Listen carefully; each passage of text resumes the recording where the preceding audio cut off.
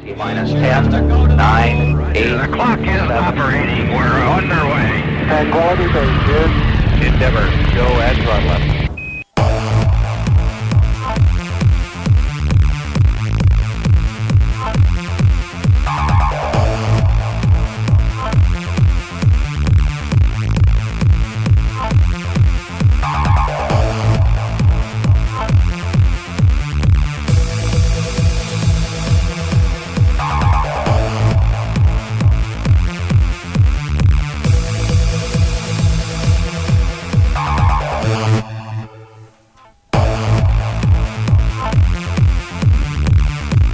And welcome back, ladies and gentlemen, to the 2014 USCSA National Championships here from beautiful Lake Placid, New York, and Whiteface Mountain, the home of the 1980 Olympic giant slalom and slalom runs, as we are set to bring you live coverage of run number 2 of both the women's and the men's slalom competition.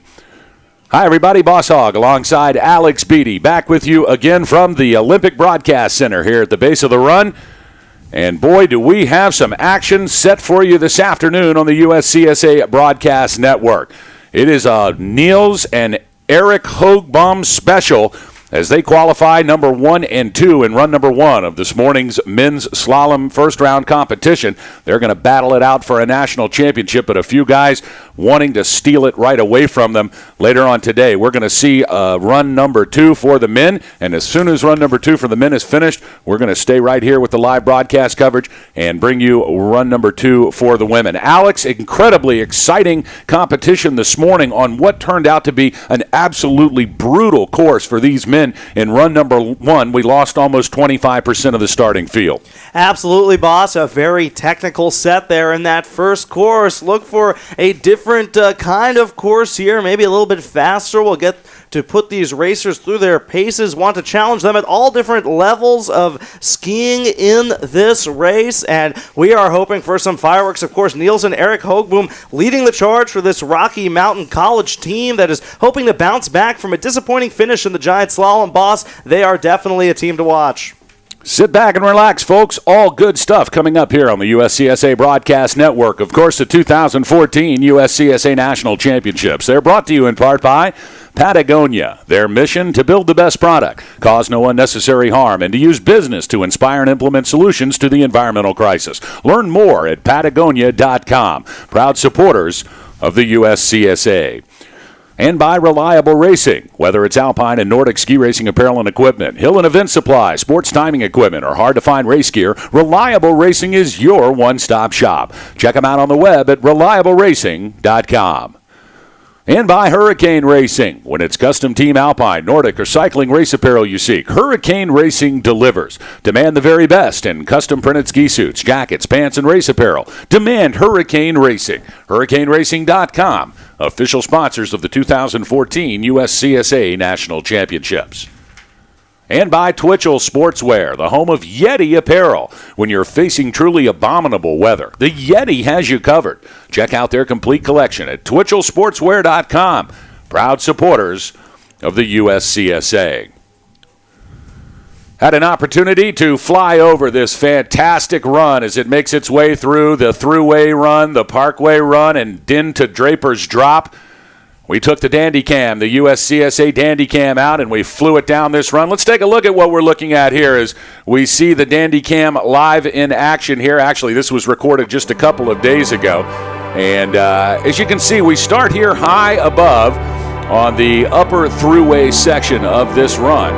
And we'll take a run right down here for you. If you're watching on our video stream, you'll see that the course very steep at the top, then moving its way down through the center section. Skiers moving back and forth, left to right, trying to hold a good line. Of course, this is the GS set that we're watching right here, but the slalom running down the exact same terrain.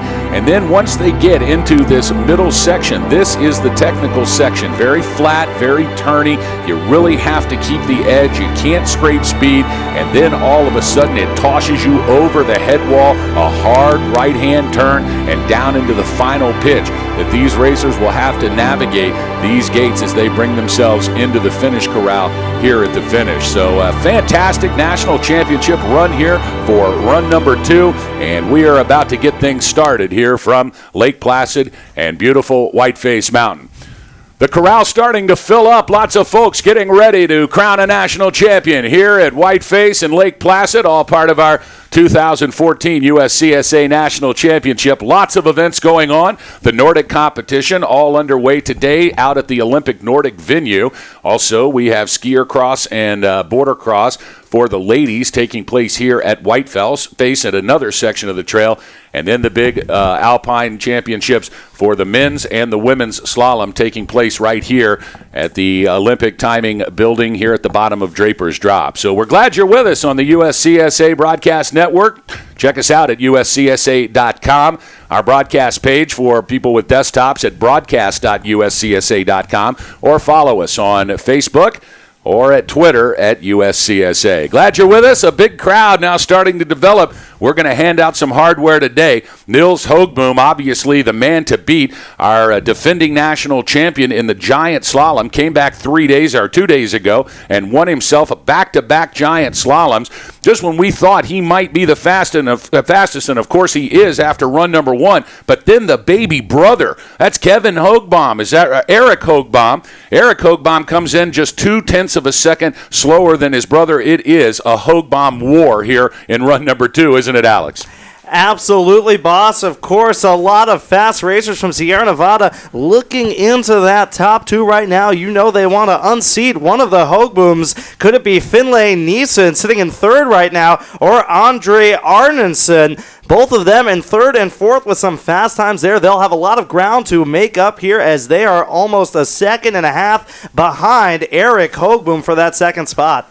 Let's take a look at our racing course conditions here for run number 2 for the ladies and the men. 6 degrees. It's warmed up to a balmy Miami Beach 6 here on the side of Whiteface. You know, usually in the spring, Alex Beatty, we get some warmer temperatures, but not this year here in Lake Placid. It has been nice and chilly. Of course, it makes for a great ski run, great course conditions, a very firm surface. Should be perfect for run number 2 here for the ladies and the men. We'll be starting things at 655 meters is the top start shack, dropping down here to the finish corral at 467 meters for a total of 188 meters of vertical drop. The men will have to navigate 58 gates and 59 direction changes on this set. Our chief of race, of course, is Paul Van Slyke. But great conditions here for championship ski racing and certainly for slalom. As we saw, Alex, in the first 2 runs, not much course degradation as no ruts really developing on either side of the course. We have set in the first run, the men were on skiers' right, the ladies were on skiers' left. It appears they're going to reverse that and send them down, and that should certainly provide some challenges for the ladies later on this afternoon. Absolutely, boss. That area on skiers' right, definitely a more challenging part of this hill. We'll see the men coming down on skiers' left. As you can see, if you take a look up this run here, the racers moving from that center flat section down hard into skiers' left, the very edge of that terrain, as the course takes them down towards skiers' right, towards the center section of this course. They'll move now into the bottom 10 gates where a wicked hairpin turn there, causing some technical difficulties for some of these racers, I'm sure. As they move into the final 5 gates, a tourney section there, and then the finish line. That is the goal for all of these racers, hoping to have 2 clean runs, boss. They'll need it if they want to be a national champion. Let's take a look at our results after run number 1 for the men's. And as we said, Nils Hogbaum from Rocky Mountain College posting the top time of 49.34. The little baby brother, Eric Hogbaum, also from Rocky Mountain, just a couple of tenths behind at 49.52, and then quite a large gap. In 3rd place, Sierra Nevada College's Finlay Neeson, then his teammate Andre Arneson in the 4th position, followed by Sierra Nevada's Elias Stures in 5th. 6th belonging to Austin Florian from Clarkson with a 51.44. Taylor Hunter right behind him from the University of Michigan with a 51.49. Yaka Yazbek from Sierra Nevada College in the 8th slot. Nicholas Balta from Cornell taking ninth, and rounding out your top 10 from run 1 earlier this morning for the men's slalom, it's Clarkson University's Charles Loth.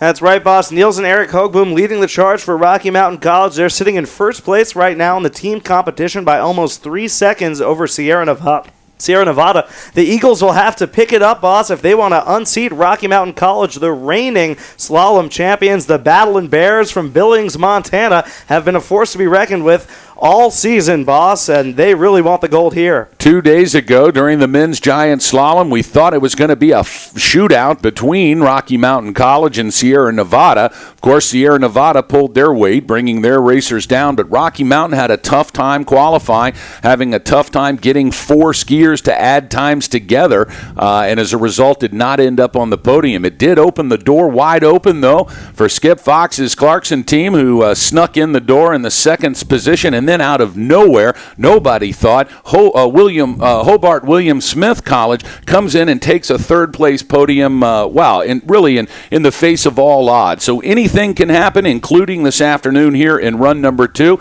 Just when we think it's going to be a shootout between Sierra Nevada and Rocky Mountain, anything can happen. Absolutely, boss. A Cinderella story for this Clarkson Knights team. They've been so consistent all week. Right now sitting in third place. Castleton State College and University of Connecticut on the outside looking in. Still anyone's race here. Mere seconds separating these schools at such a high level of competition here. An East versus West showdown in this second run of men's slalom. Our technical delegate today, it is our friend and yours, Tony Nunnikoven. We gave him some Patsy Cline during the break so he could get situated and ready to take us down. 215 racers here in run number 2. Mike Zube is our referee, and Paul Van Slyke, of course, our chief of race here for this afternoon's second run of both the men's and the women's slalom. We'll be seeing Matthew Hoffman, Sean Donahue, Michael Cadman, Kane Boynton, Christian Perryman, Robert Chambers, Austin Taylor, Sam Ricker, Connor Krell, and Michael Murray, our first 10 out of the slot. Of course, we take the top 30 times from the morning session. We reverse that order. We call that the flip here in ski racing, and that's the order they come down here in run number 2. So the 30th fastest time this morning will come down first, and the fastest time of Nils Hoogboom from Rocky Mountain College. He'll fall down in the 30th position. So sit back and relax, folks. Great ski racing action for you here on the USCSA Broadcast Network. Coming up next, we're awaiting our 3 forerunners to come down. They'll be radioing information back up to the top for any last-minute course adjustments or changes. These racers, Alex Beatty, furiously working on tuning skis. Although we thought we were going to have a warmer afternoon here this afternoon, I know lots of folks had the red wax out in anticipation of 25 or 30 degree temperatures, but again, only about 8 or 9 degrees this afternoon, so it certainly didn't warm up as we expected. So not a lot of changes in the ski preparation for these guys in run number 2, but certainly you could tell as they made the slip in the inspection here during the afternoon lunch break. These guys are focused. They want some runs here this afternoon. Absolutely, boss. And if temperatures continue to stay low, we should see the courses holding up very well this afternoon. It'll be vital for some of the racers coming down in the later positions that usually have to deal with icy and rutted out terrain. They may have some smoother sailing today, boss. Our first racer, he'll be Matthew Hoffman from St. Olaf College, qualified with a 55.98 in the first run. He'll be followed by Clarkson's Sean Donahue. He'll be in bib 41. Then we'll see the University of British Columbia's Michael Cadman wearing bib number 32. Kane Boynton is next, the Wolverine from the University of Michigan, and he'll be followed by Clarkson's Christian Perryman, your first 5 coming out of the start shack. Don't forget for our racers standing around here in the race corral that all individual competitors, that's both ladies and men, and 4-way competitors, you all can compete in the dual slalom tomorrow. It isn't just for teams that qualified. It is also for you, and all you have to do is just head over to the seed meeting this evening, immediately following the award ceremony down at the Lake Placid Convention Center. and they'll get you all signed up for tomorrow's action. And Alex Beatty, it is so much fun on the dual panel day, always Saturday here at the USCSA National Championship, the last Alpine event, and the teams really get into it. We're going to broadcast the entire thing, all of the qualifying rounds, including the quarters, the semis, and the finals, starting at 9:30 tomorrow morning. We hope you'll tune in for that. I think it was the most fun we had at Alpine last year down in Sun Valley, was the dual panel slalom. Absolutely, boss. Always some excitement in the dual panel race. A lot of unexpected excitement, and it's just great to see the rivalries between these athletes become fully evident out there on the hill. Truly an exciting event to watch, and we hope you'll join us. Our second forerunner now coming down. And indeed, it looks like they have not switched sides. So the men are going to be coming down the skiers' right side of this trail, it looks like. And the women back on the skiers' left. Always an honor to be selected as a forerunner at a national championships. Nice to see these young skiers participating. One day we'll probably see them here racing in the USCSA National Championships, but not as a forerunner, as an actual competitor. Certainly something for them to look forward to as their careers progress in alpine ski racing. And the field is getting set. Alex, as a ski racer yourself, what's going on in the heads of these kids up in the start shack? There are some nerves and nail biting up there right now, isn't there? Absolutely, boss. The butterflies are flip-flapping in the stomachs of these athletes as they peer nervously down into the forest, the red and blue plastic forest that has been set up here on this course. These athletes have to be feeling some nervousness, a lot of pressure here in the team competition. Need to finish with 2 solid runs to get that team a national title that everyone's talking about, boss. They are hungry for it. Will it be Rocky Mountain College today? Will it be Sierra Nevada College today? Or can one of the other teams slide right in there like happened in the giant slalom race 2 days ago?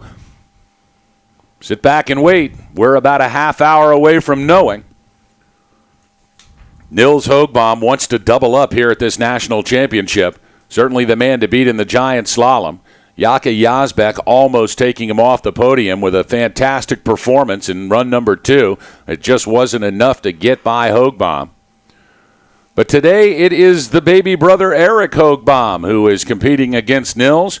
Just 0.2 of a second separating both of the Hoogbaum brothers. Rocky Mountain College fortunate to have this pair. We're going to see if they can hold it together here and steal a national championship out of Whiteface Mountain in Lake Placid here, part of the 2014 USCSA Nationals. Our forerunners are complete, and we are underway. Ladies and gentlemen, Matthew Hoffman from St. Olaf College, wearing bib number 49. He is the first out of the box and on course. Had a first run time of 55.98. That was good enough for 30th position, and he'll come down first.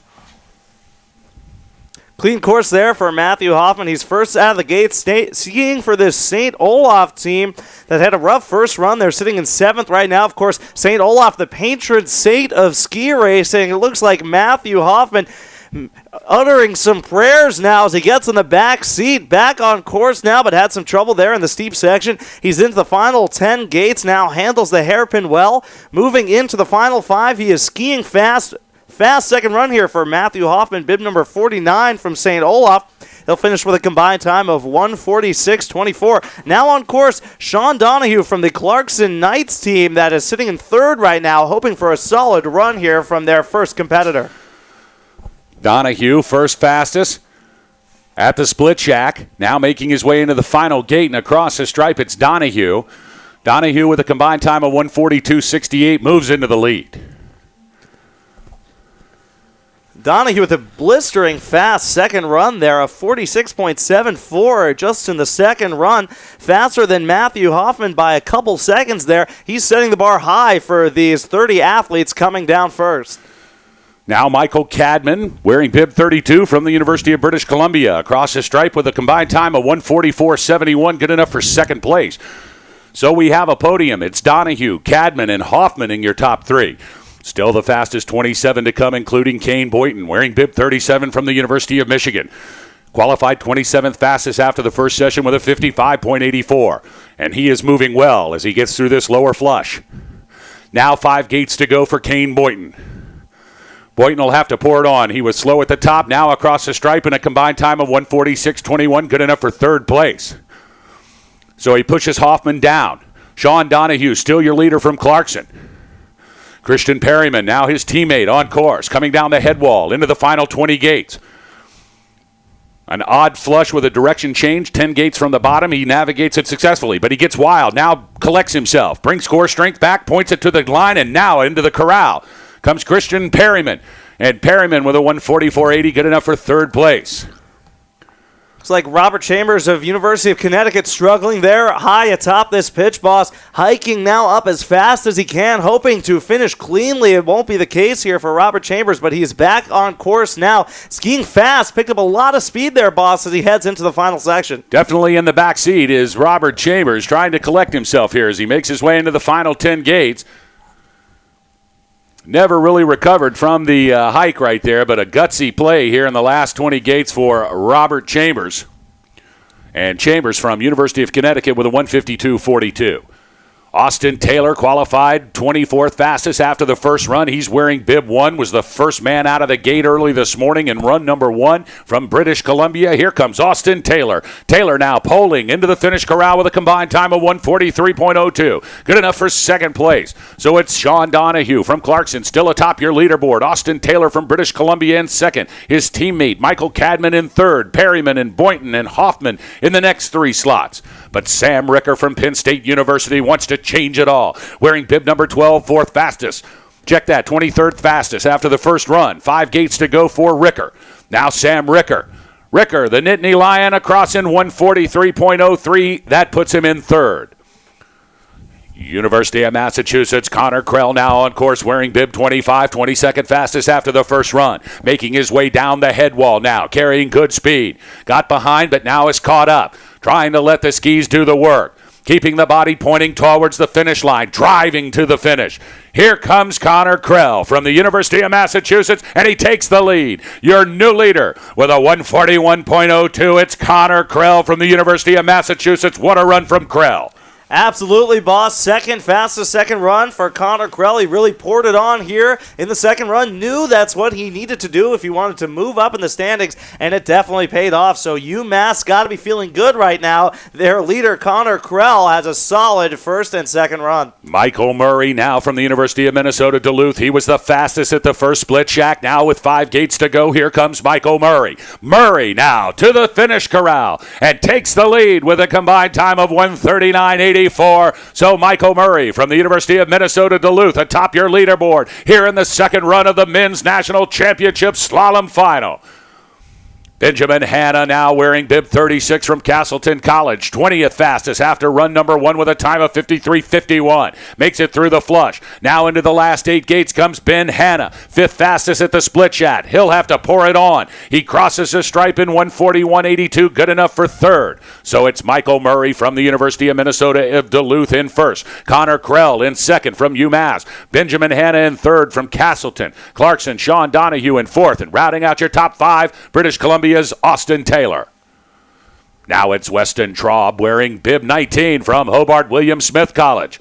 He was third fastest at the split shack. He too will have to pour it on as he punches the line in a combined time of 139.91, only good enough for second. So Mike Murray hanging on to the lead from Minnesota Duluth. Still the fastest, 18 to come.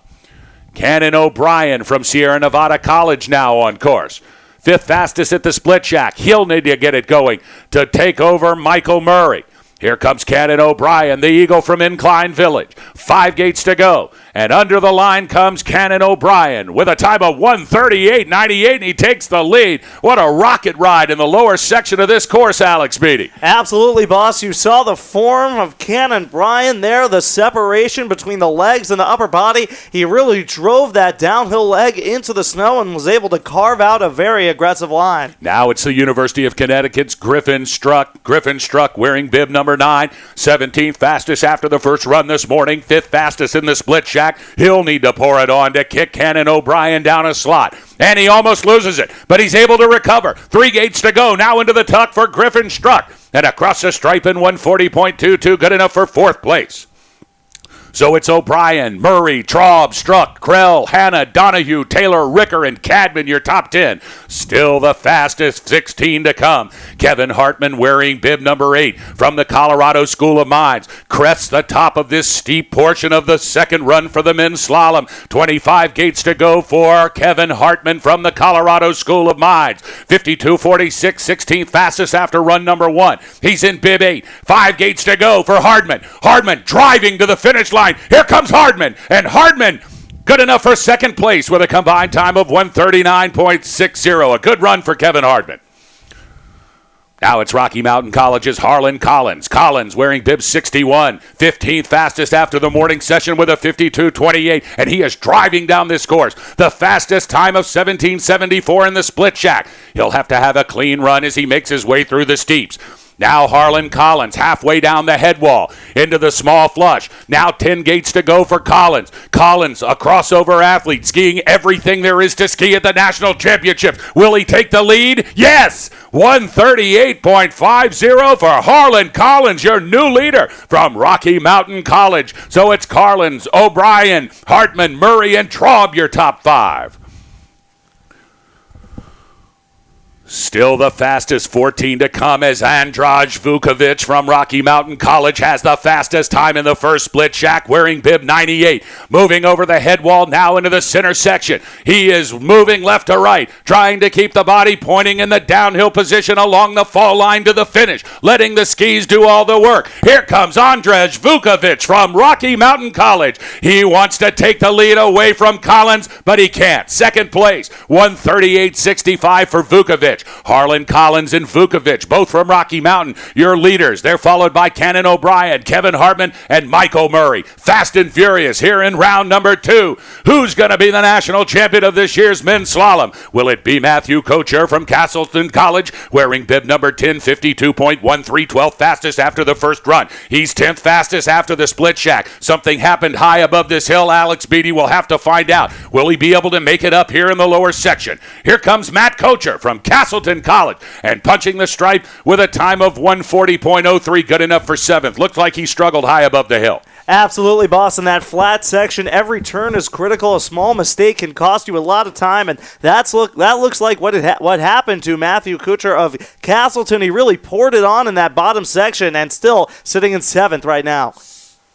Still the fastest 12 to come, including Riley Harris from the Ohio State University, wearing bib number 24, 52.13 in run number 1. He is smooth. Oh, and he clipped a gate. Oh, he hooked the tip of the ski with 6 gates to go. What a tough break for Riley Harris from the Ohio State University. He had a great run going. And 5 gates from the bottom, he clipped the gate with the front edge of the left ski. It sent him sailing, and that's going to be the end of the day for Riley Harris from the Ohio State University. Now on course, Babson College's Carter Dowd, wearing bib number 6, 11th fastest after the morning run at 52.11.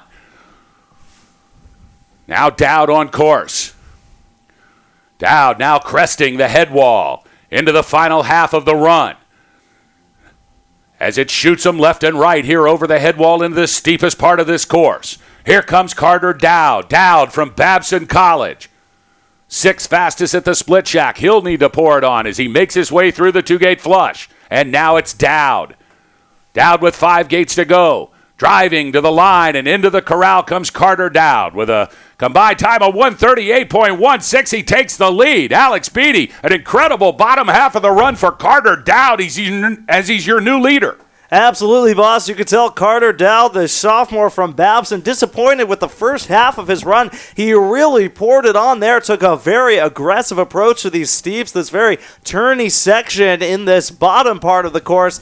He handled it extremely well, the second fastest second run after struggling in the beginning, and he is your new leader. So it looks like this. Carter Dowd from Babson College, your leader. Harlan Collins from Rocky Mountain in the second slot, followed by his teammate Andraj Vukovic in 3rd. Then it's Cannon O'Brien from Sierra Nevada College in 4th. And rounding out your top 5 from the Colorado School of Mines, it's Kevin Hartman. Now back to live action. Bib number 47, Clarkson University's Charles Loth. And Loth has problems. Loth is finished. Oh, a tough break for Charlie Loth.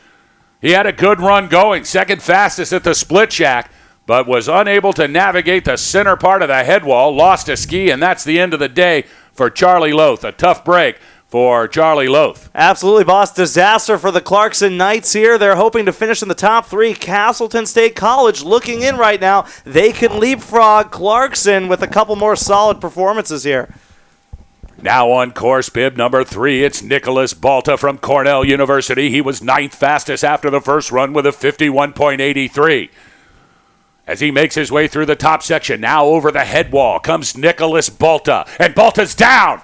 Balta's down from Cornell University. Balta continuing to slide down the head wall here, and he's angry. He had a great run going, Nicholas Balta in bib number 3 from Cornell University. But that's going to be the end of the day for Nicholas Balta. Definitely some disappointment there, boss, losing it in that flat section. He's done for this day, and this Cornell team just hasn't been able to hold up this week. It's a tough break for Balta. He had it going on the top of the course. Next up, we're going to see Sierra Nevada College's Yaka Yazbek finishing second place in 2 days ago in the men's giant slalom. Yazbek is a speed demon. He can make it happen here. If anyone can take over a second and a half difference, Yaka Yazbek can. And now he's off, out of the gate, wearing bib 34, 51.66 in run number 1, 8th fastest from the morning session. And now Yazbek over the head wall, skiing in control as he makes his way now into the final pitch. Here comes Yaka Yazbek. Yazbek late, got shot out of there, but now he's able to recover. Good core strength from Yazbek. Now back into rhythm, letting the skis go left to right, pointing downhill, facing, driving, wants the finish line soon. Here comes Yaka Yazbek from Sierra Nevada College, 5 gates to go. Yaka Yazbek across the stripe with a combined time of 138.17, good enough for the second slot. So it's Carter Dowd from Babson, still your leader. Yazbek, Collins, Vukovic, and O'Brien rounding out your top 5. Still the fastest 7 skiers to go, including Taylor Hunter from the University of Michigan. Hunter wearing bib number 16, the Wolverine, 7th fastest after the morning session with a first run time of 51.49. As he awaits run number 2 from the start shack, Taylor Hunter wants to change the leaderboard. Carter Dowd sitting atop from Babson College with a combined time of 138.16. He's followed by Yazbek, Collins, Vukovic, and O'Brien, but Taylor wants to bump them all, and he's on course. Bib 16, Taylor Hunter from the University of Michigan, now skiing down the top section of this course. On the hot seat, still Carter Dowd. But Taylor Hunter, now 5th fastest after the intermediate split. So a slow top section for Taylor Hunter. He's going to need to pour it on here as he makes his way down the head wall. Here's where it gets steep. Taylor Hunter has to stay ahead of the skis. Trying to swing left to right. Driving to the finish line comes Taylor Hunter. Hunter from the University of Michigan, the Wolverine, with 8 gates to go. Here comes Taylor Hunter into the final 4 gates. Will it be enough to take over Carter Dowd's slot? No, sir. 138.58, good enough for 4th place for Hunter Taylor. Absolutely, boss. Taylor Hunter having some trouble there in that top section. Finished 12th in the individual competition in the slalom championship last year at Sun Valley. Almost certain to improve upon that this year with an excellent second run here.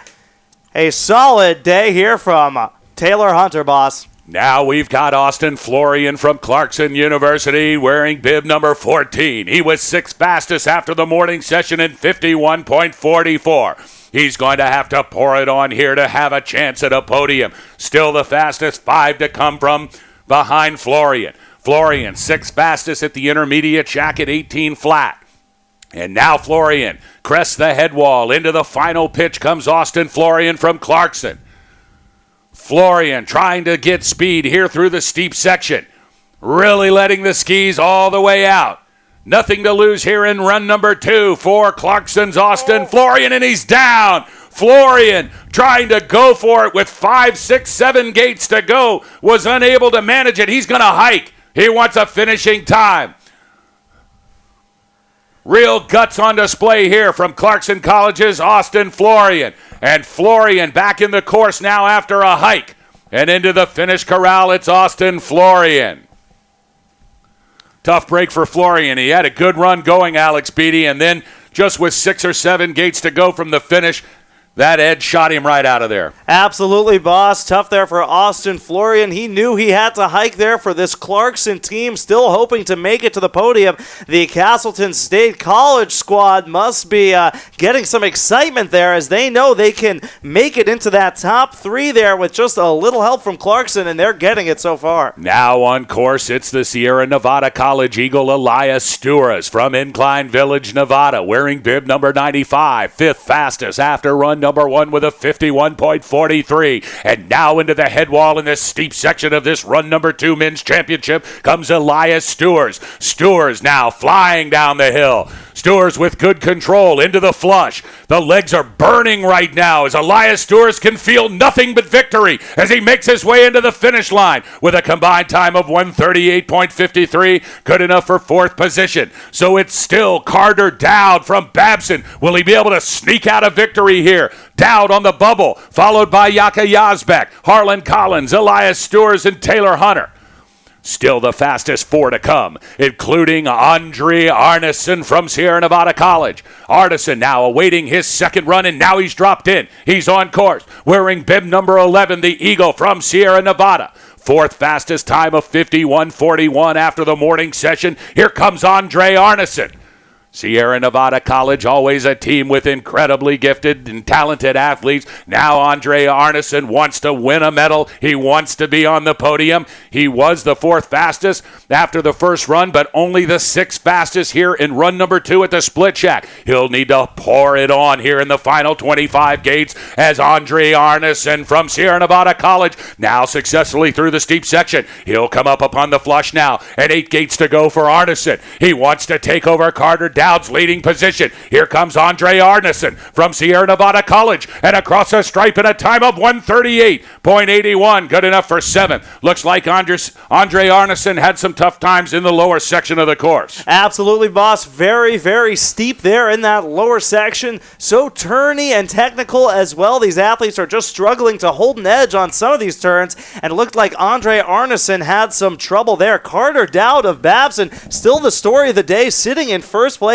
Can he pull off a victory here in this individual competition? Wait and see. Our top 3 athletes yet to come, including Finlay Neeson of Sierra Nevada, now on course. Carter Dowd awaits, biting his nails, wants them all to completely blow up so he can win this thing from the back of the pack. He knows it, but what's going to happen, we'll see. As Finlay Neeson, he's riding like a rocket in the top part of the course. The fastest intermediate split of 17.21. And now he makes his way into the head wall in the lower third of the course. Finlay Neeson from Sierra Nevada College, moving like a tremendous machine into the final 20 gates. Here comes Finlay Neeson, the Eagle from Incline Village. 5 gates to go. He's late. He's able to recover. He's back in the course, and he's going to cross successfully in the lead. Finlay Neeson saved it in the last 4 gates to take the lead away from Carter Dowd. Your new leader with a 136.24. It is Finlay Neeson, the Eagle from Sierra Nevada College. What an incredible recovery with 5 gates to go. Absolutely, boss. Just when you thought that Finlay Neeson was about to lose it, go flying into the B-net, he kept control, stayed in the course, threw it down. Just tremendous athleticism.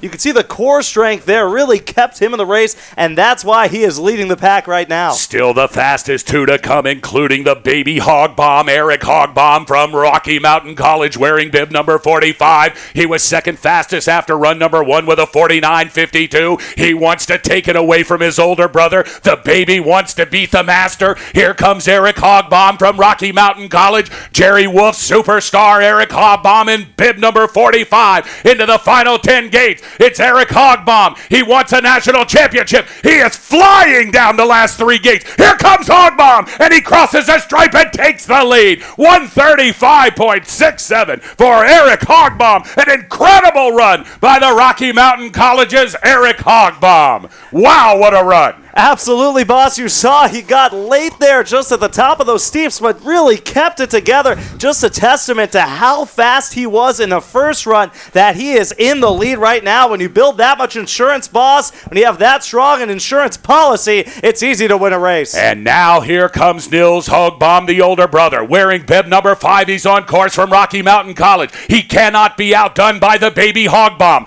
Rocky Mountain College's Nils Hogbaum, the champion 3 days ago in the men's giant slalom, now back to try to double up and make him the man at 2014 USCSA National Championship. And he's had a problem. He's had a problem. That's the end of the day. Nils Hogbaum is skied off course. He hooked a gate high on the head wall, and that's going to be the end of the day. The baby brother, it's Eric Hogbaum. Eric Hogbaum's going to win a national championship. Unbelievable.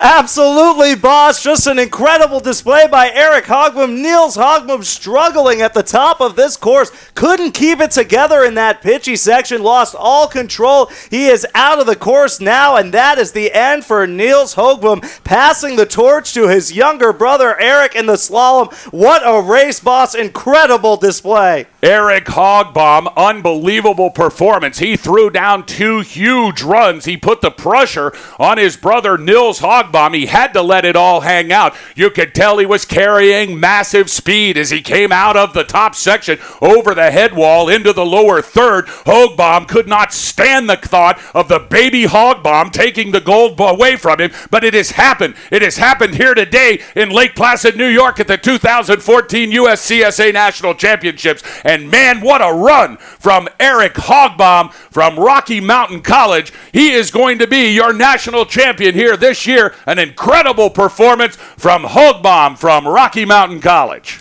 Absolutely, boss. So it's Hogbaum, Neeson, and Dowd, your top 3 right now. Rocky Mountain, Sierra Nevada, and Babson. A dominant performance by all these athletes, boss. And you can see the brothers' love here at the finish line as Nils Hogbaum comes down and congratulates the baby bomb himself, Eric Hogbaum, the champion here in run number 2. He's going to pick up the national championship gold. And I'll have to tell you, it is one brother and another brother walking away with both gold medals in the Alpine events for the men's here this year. Absolutely, boss. Definitely a family affair here in both the slalom and the GS. The Hogbaum dynasty has begun.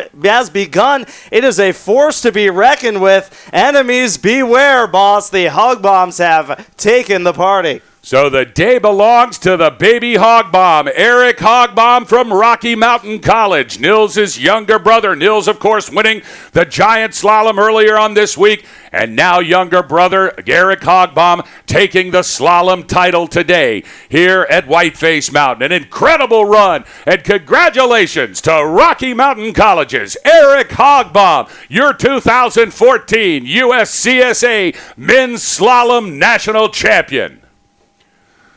Let's go over the top 10 now. Cannon O'Brien from Sierra Nevada College in the 10th slot.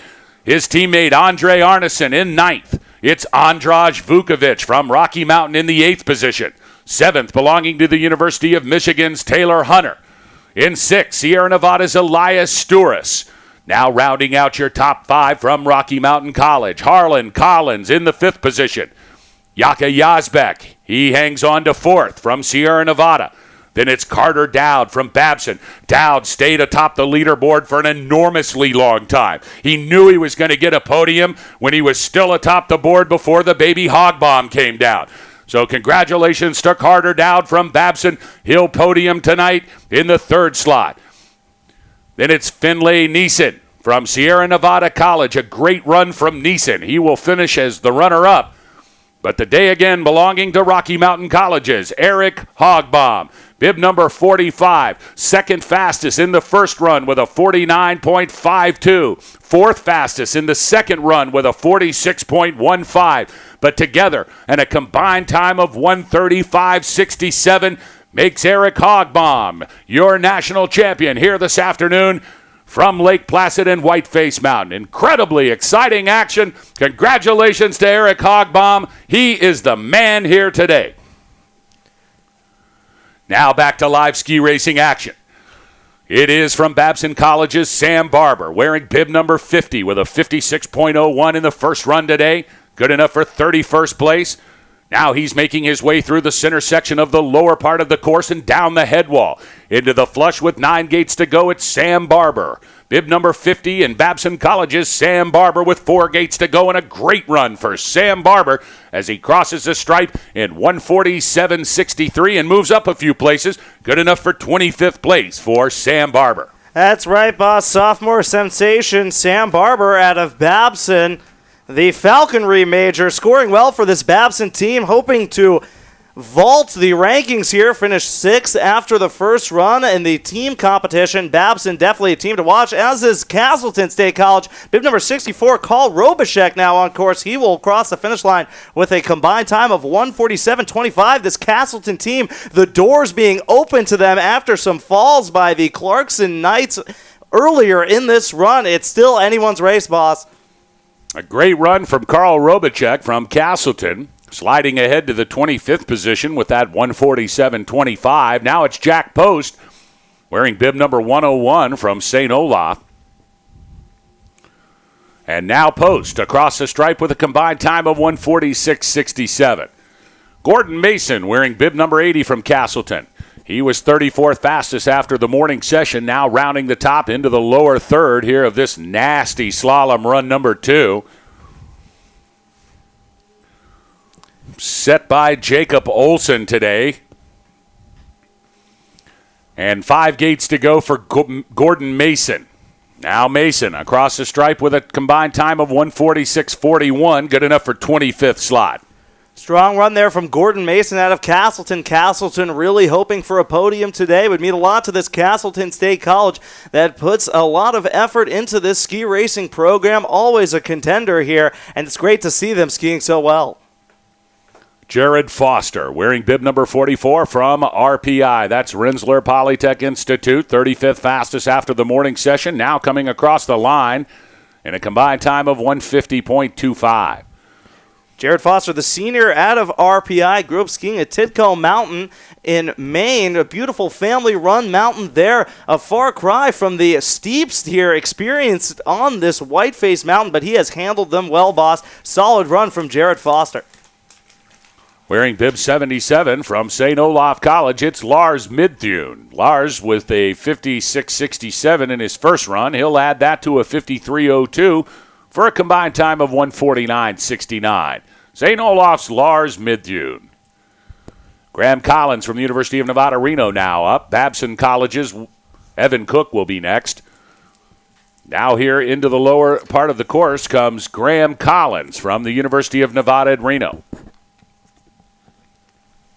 Graham Collins skiing well in this bottom section, boss. Carried a lot of speed into it, and that's bib number 18, Graham Collins of University of Nevada, Reno, finishing with a combined time of 149.05. Now Evan Cook of Babson on course for this Babson team, skiing well all week. Of course, Carter Dowd finishing in 3rd today.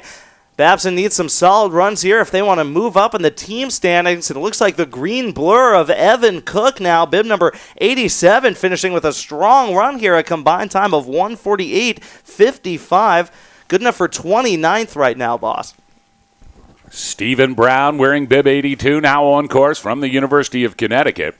He'll be followed by Tomas Dobronsky, the Penn State Nittany Lion. He'll be next. Now through the flush into the final 6 comes Stephen Brown. Brown was 39th fastest after the first run. He'll add to it this run for a total combined time of 150.98, good enough for 33rd.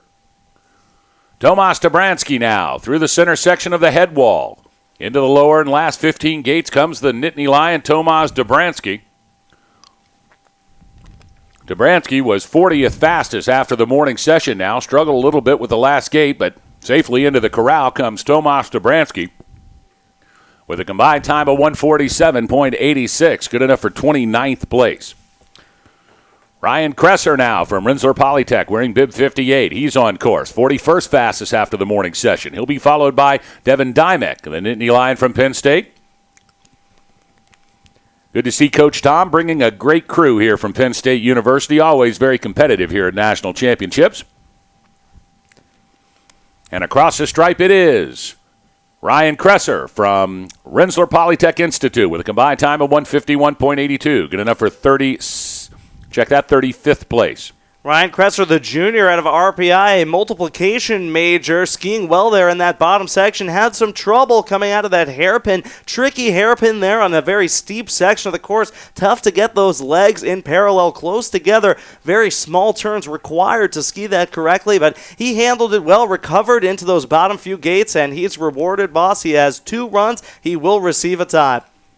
Bib number 35 belongs to Sam Wallace from Hobart William Smith College, 35th fastest in the first intermediate split shack. He was 43rd fastest after run number 1 with a 58.46, now making his way into the lower part of the head wall. You can see, Alex Beatty, they really do have to scrape some speed as they make their way over the transition, and then they start that fall line straight to the finish corral. But it gets steep there. 4 or 5 gates of real steep stuff. You can see they're scraping snow flying off the backs of the skis. Absolutely, boss. That'll send you flying down the hill if you cannot hang on there and carve that bottom ski. That could be disaster for these racers, but Sam Wallace of Hobart and William Smith handles it well. Bib number 35 finishes with a combined time of 2 minutes and 85 hundredths of a second. That's 2:00.85. Now Trevor Davenport in bib 78 from Cornell University. Into the final 5 gates, gets a little late but recovers. Got into the back seat, but now on the front. And punching the stripe in a combined time of 152.21 is Trevor Davenport, so a good move up for Davenport. He was 44th fastest after the first run, now 36th fastest. Tyler Smith from Penn State University, your next skier to come down as he makes his way through the flush into the final 10 gates. He'll be followed by Mike Wolcott from Cornell University. And now into the corral, it is Tyler Smith from Penn State University with a 152.21, good enough for 36th position, so he moved up about 10 slots. Nice run for Smith. Bib number 86 belongs to Michael Wolcott from Cornell University. He'll be followed by the University of Connecticut's Mark Nebraska. Solid run here for Michael Wolcott, skiing for the Big Red in Cornell University. Looks good there in that bottom section. He crosses the finish line. Bib number 86, Michael Wolcott, finishes with a combined time of 152.47. Good enough for 39th right now. University of Connecticut Husky, Mark Nebraska, bib number 42, definitely wants to change that. He wants to move up, looking for a podium here as he's skiing fast now into this bottom section. There he goes now, making his way into the hairpin. 10 gates to go now for Mark Nebraska of Connecticut.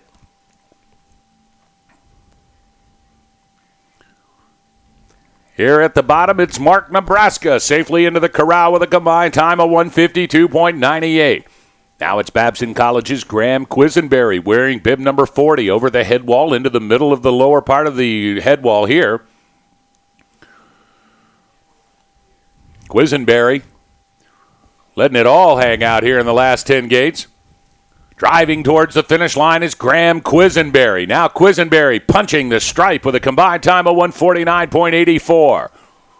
So Quisenberry out of the 48th slot moves all the way up to the 33rd position with a great second run at 50.47. So a good recovery for Graham Quisenberry as he slides right up towards the podium here in run number 2. Absolutely, boss. Graham Quisenberry blasting from the back of the pack to the top 35. Skiing for the Babson Beavers. They've looked solid all week. Babson, the Eastern Conference champions in slalom. Definitely a technical team with fast feet, and they have skied very well today, boss.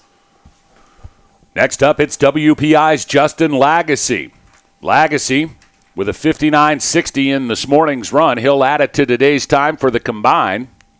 10 gates to go for Lagasse. He'll be followed by Maximilian Prank. Here is Worcester Polytech's Justin Lagasse. In at 205.84, good enough for 44th position. Of course, Justin Lagasse skiing for WPI. WPI known as a party school in the USCSA. These athletes love to have a good time, just always hanging out, not taking this racing too seriously, but Justin Lagasse takes that run seriously. Solid run from bib 104. Maximilian Prank wearing bib number 57 from the Colorado School of Mines, now punching his way, poling into the finish corral with a combined time of 155.98. So Max Prank from the Colorado School of Mines digging his way into the finish corral. I get it, boss. Mines digging. It took me 3 seconds yesterday when you said it, so I just didn't know if it blew by you or not.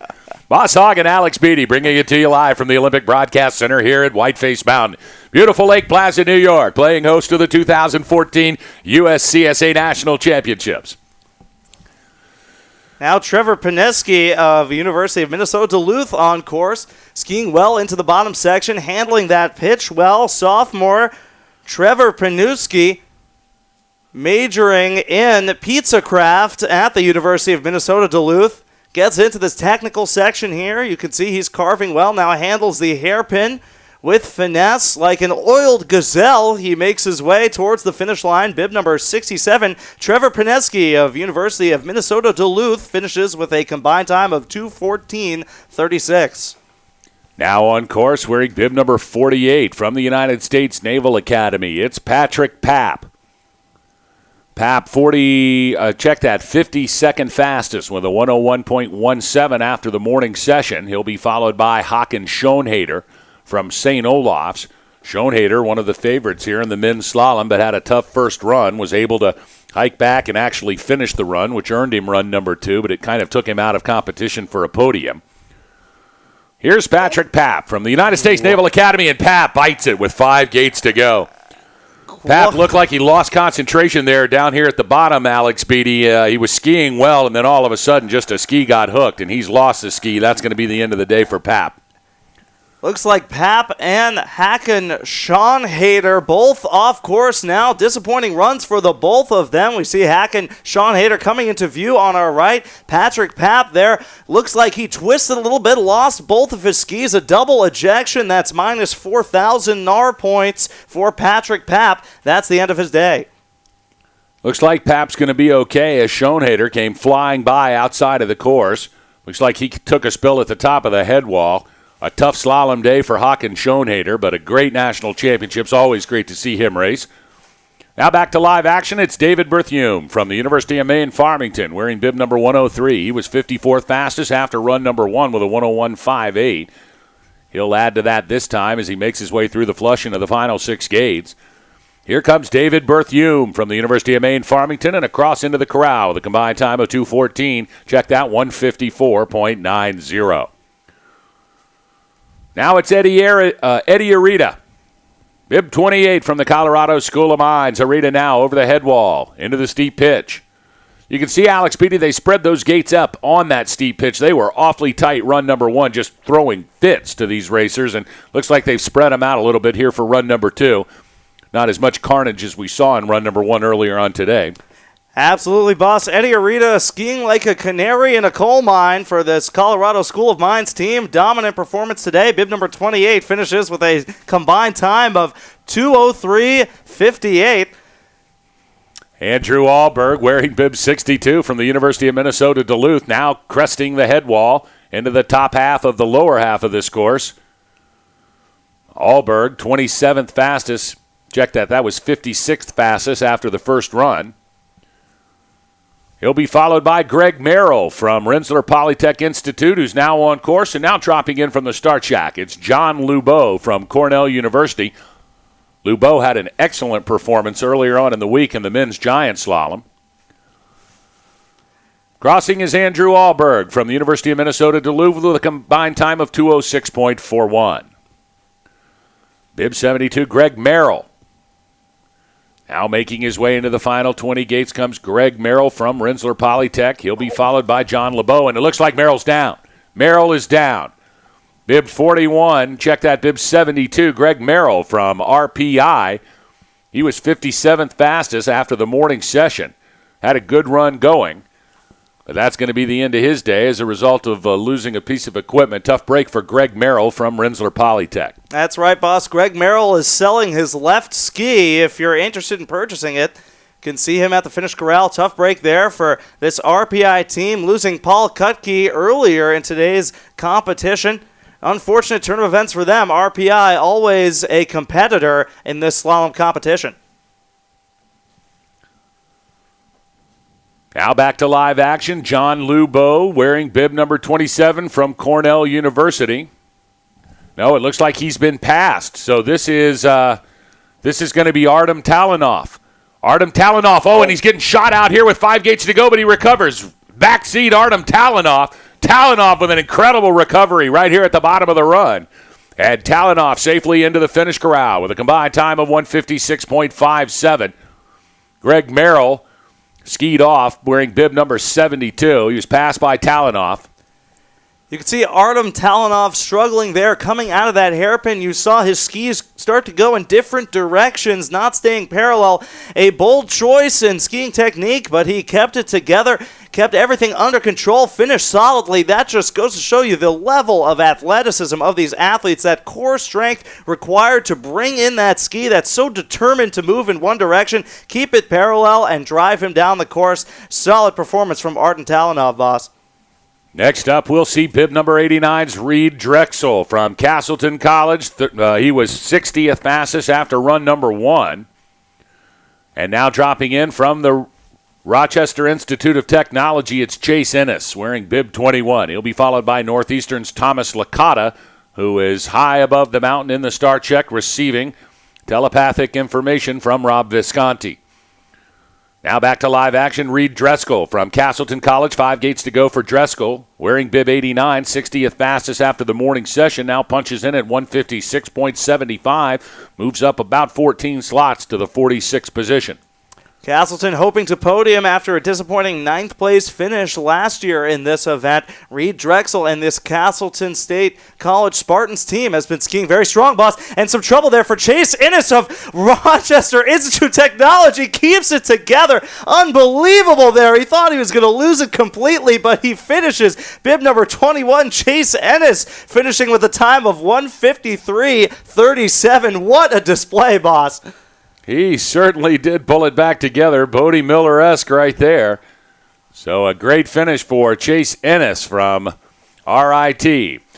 Now it's Tom Licata from Northeastern University. Into the final 10 gates, that's going to be it for him. It looks like he missed a gate completely and said, that's the end for me. So a tough break for Thomas Licata from Northeastern University. Greg Lerner from Rensselaer Polytech now on course, wearing bib number 97. He was 63rd fastest after run number 1. He'll be followed by Northeastern's Nicholas Sherman. Sherman in bib 56 awaits his second run from the top.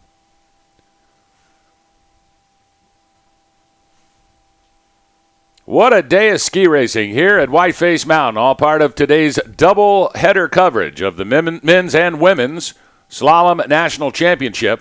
Of course, a day belonging to the baby Hogbomb, Eric Hogbomb from Rocky Mountain College. He is your 2014 USCSA Men's Slalom National Champion.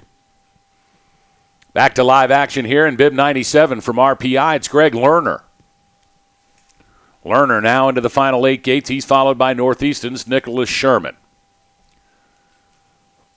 And across the stripe comes Greg Lerner with a combined time of 2:14.01, good enough for 52nd position. Bib 56 belongs to Nick Sherman from Northeastern University. He was 64th fastest. Now, out of the flush into the final 10 gates comes Sherman. He'll be followed by Brian Beersdorf. You can see the legs start to give out in the last 5 gates. As they get late, they get in the back seat, and then it's just a wild ride to the end. Absolutely, boss. You saw Nick Sherman of Northeastern handle it well, though, moving up significantly in the standings to 45th place, finishing with a 155.75. You saw that form there, those legs perfectly parallel in the final few gates, but that downhill leg, that ski pulling all the weight there, the legs exhausted after a brutal top section of the course, and you can see Brian Beersdorf of University of Nevada, Reno, struggling with it now, just trying to maintain his approach, getting thrown by this course, some ruts starting to develop here as he enters the hairpin into the final few gates now, trying to keep it parallel, but some struggles there from Brian Beersdorf of Nevada, Reno, the junior backgammon major. Bib number 63 finishes with a time of 2:22.30, good enough for 55th right now.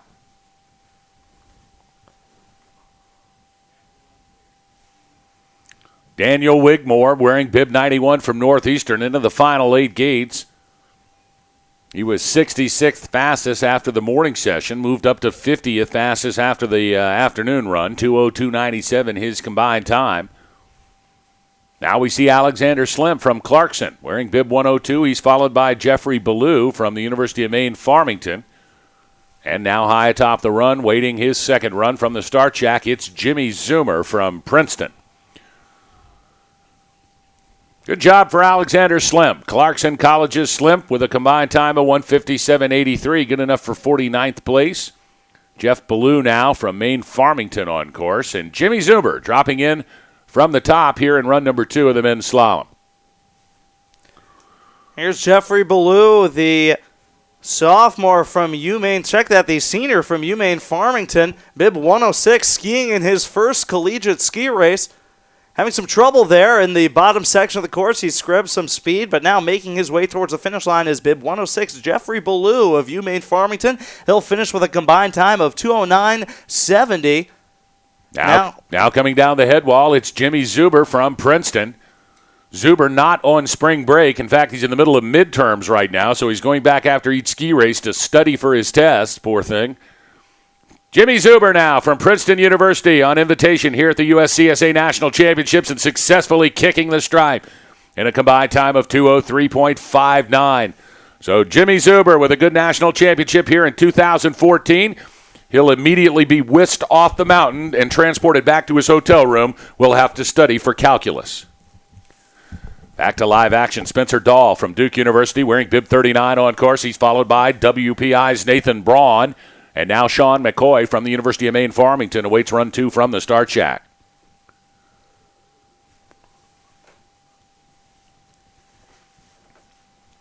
Now into the finish corral comes Spencer Dahl. Dahl with a combined time of 2:14.62, good enough for 59th position. Nathan Braun from WPI. He's crested the head wall now, slowed right down though, wants to get these steeps in. Sean McCoy from Maine Farmington. He is coming up next. He'll be followed by his teammate Jeremy Demers. Nathan Braun skiing for the WPI Goliath, making his way down into some combinations there. Those 2 sets of hairpins. Now he's into the final 8 gates here.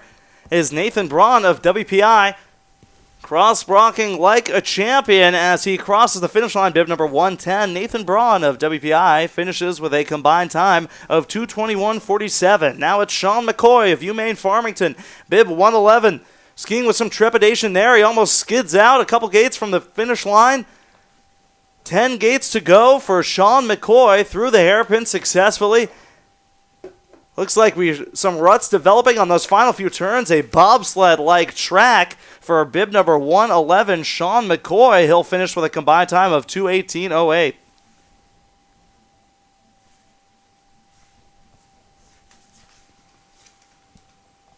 Jeremy Demers from the University of Maine Farmington now. Looks like he has lost his ski. He is down. Indeed he has, and that's going to be the end of the day for Jeremy Demers. Tough break for Demers. Back to live action now, wearing bib 51 from the University of British Columbia. It's Jake Wellian. Wellian now making his way over the head wall into our viewpoint and vantage point here from the broadcast center. And down the head wall comes Jake Wellian from the University of British Columbia. He'll be followed by his teammate Jackson Hammersley, who's now dropped in wearing bib 69 from the top.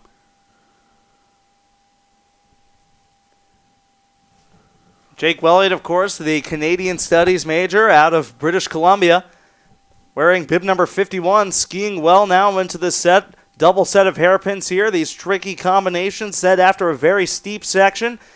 He's carving well, but gets late there in the back seat. Now he approaches the finish line. 2 gates to go for Jake Wellian. He will cross the finish line. Bib 51 finishes with a combined time of 2:25.69.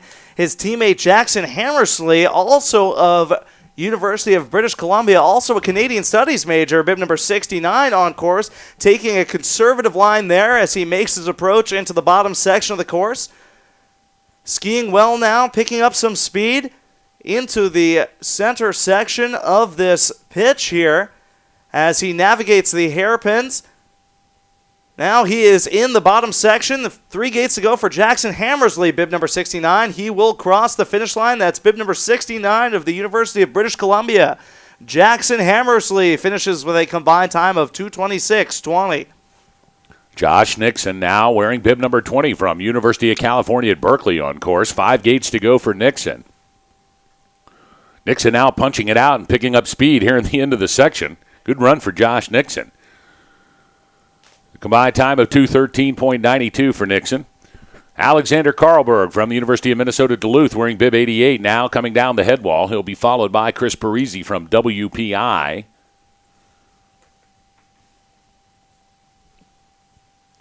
Looks like Alexander Karlberg had some trouble there. University of Minnesota Duluth skier wearing bib number 88. Going into an aggressive hike now as he hopes to make it back up the course, ski back around that gate that he missed and continue on. Just wants to place here at these national championships, of course, just placing an achievement on such a difficult course here that's been set for these athletes. But it looks like Christopher Parisi, Sassy Cat out of WPI now making his approach. And Alexander Karlberg back on course, and it's a steeplechase here as we approach the finish line.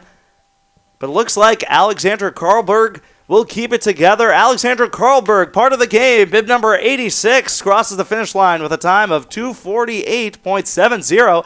And right behind him, Chris Parisi, a.k.a. Sassy Cat, wearing bib 112, crosses the finish line. And his combined time, a 2:32.48. Looks like our final racer, Sebastian Dumont from the University of Maine at Farmington, now on course. No, check that. It looks like a rerun for John Lubeau. It is. It's a rerun for bib number 27, Cornell University's John Lubeau. So Lubeau was 57th fastest after the first run. He came down once, but there must have been a problem up there, some type of interference problem, so he has been awarded a rerun. So this is John Lubeau from Cornell University in bib number 27. Lubeau struggling to stay up this week. He was 9th fastest after the first run of Giant Slalom yesterday, but struggled in the second run. You can see carrying a lot of speed here is John Lubeau, technical specialist. As look at that very fast run from Lubeau out of Cornell, skiing for the Big Red, finishing with a combined time of 1:51.50, the 19th fastest second run. So really pouring it on there was Cornell's John Lubeau. No kidding. Wow, he looks strong in the final 10 gates here into the finish corral. John Lubeau out of nowhere on a rerun. And now it is Sebastian Dumont from the University of Maine Farmington, wearing bib number 108. First run time of 1:22.02 for Dumont. And now Dumont should be coming into our perspective here momentarily as he is at the top part of the course. Starting to get windy out there, Alex Beatty. You can tell the snow starting to kick up here. Still gray skies in Lake Placid. Temperatures really never got above 10 or 12 degrees here this afternoon. But great ski conditions. The surface is tremendous. No real degradation here this afternoon. As Sebastian Dumont, our last racer here for the men's national championship slalom, making his way down from the University of Maine Farmington now into the final flush. That's Sebastian Dumont, the junior anatomy major, skiing for Harry Ricker and this UMaine Farmington team, crossing the finish line, bib 108 with a combined time of 2:23.50. So that'll do it, boss, for our racers in the men's slalom today. And what a race it was, boss. Indeed it was. The day belongs to Eric Hogbaum from Rocky Mountain College. Hogbaum second fastest in the first run with a 49.52 behind his brother Nils Hogbaum. In the second run, 46.15, fourth fastest, but it was enough to outdo Finlay Neeson from Sierra Nevada College. As the number one qualifier after the first run, Nils Hogbaum was unable to make it over the head wall and navigate the lower part of the course. He had to ski out, and it hands Eric Hogbaum his first national championship here today from Rocky Mountain College. Let's go over your top 10. In the 10th slot from Sierra Nevada, it's Cannon O'Brien. In 9th, Andre Arneson from Sierra Nevada. Rocky Mountain's Andraj Vukovic in the 8th position. 7th belongs to Taylor Hunter from the University of Michigan. And in 6th, the Sierra Nevada Eagle Elias Stewart. Rounding out your top 5 from Rocky Mountain, it's Harlan Collins in the 5th position. Yaka Yazbek from Sierra Nevada College in 4th. And your podium from Babson College, it's Carter Dowd in 3rd. Finlay Neeson from Sierra Nevada in 2nd. and your 2014 USCSA Men's National Slalom Champion from Rocky Mountain College. And an absolute bullet rocket ride down this run in run number 2. Hats off and congratulations, hip hip hooray for Eric Hogbaum. Your winner today here in Lake Placid. What a great run from Hogbaum. We're going to take a quick break as we get things reset here. The women's slalom run number 2 for a national championship. It's coming up next. Boss Hogg and Alex Beatty are going to bring it to you. Stay tuned. It's right around the corner here on the USCSA Broadcast Network.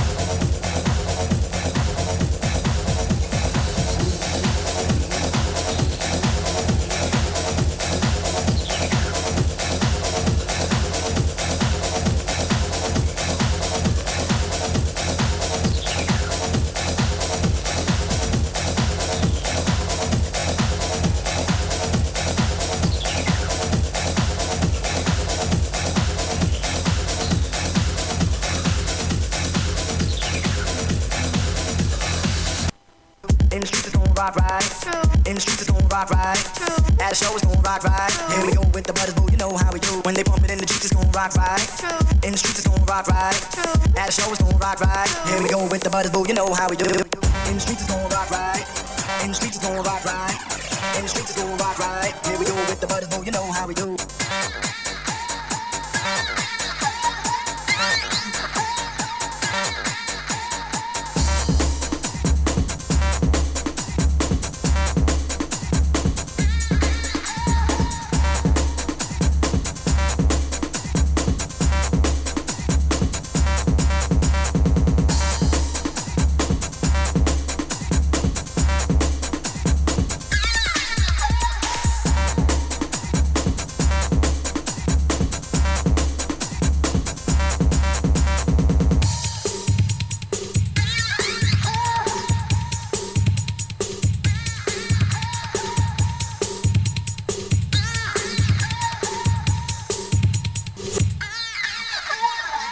streets it's gon' rock right. In the streets it's gon' rock right. At the show it's gon' rock right. Here we go with the butters, boo, you know how we do. When they pump it in the Jeeps it's gon' rock right. In the streets it's gon' rock right. At the show it's gon' rock right. Here we go with the butters, boo, you know how we do. In the streets it's gon' rock right. In the streets it's gon' rock right. At the show it's gon' rock right. Here we go with the butters, boo, you know how we do. When they pump it in the Jeeps it's gon' rock right. In the streets it's gon' rock right. At the show it's gon' rock right. Here we go with the butters, boo, you know how we do.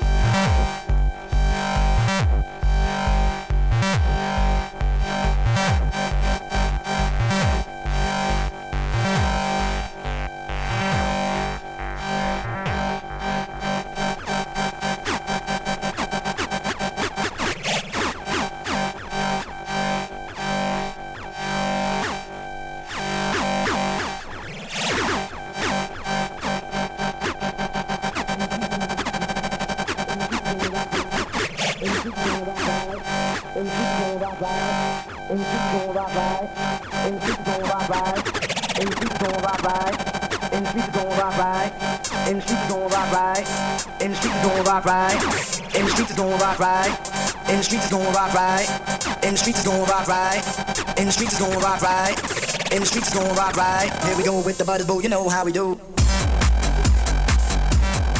And welcome back, ladies and gentlemen, to the 2014 USCSA Men's Women's National Championship Run number 2. We've had so many racers come down here, Alex Beatty, it's all just kind of becoming a blur now. As our forerunners for the ladies' competition now in action, 3 forerunners we'll see here in run number 2 for the ladies. They'll be coming down the skiers' left to the spectators' right here from our vantage point in the Olympic Broadcast Center.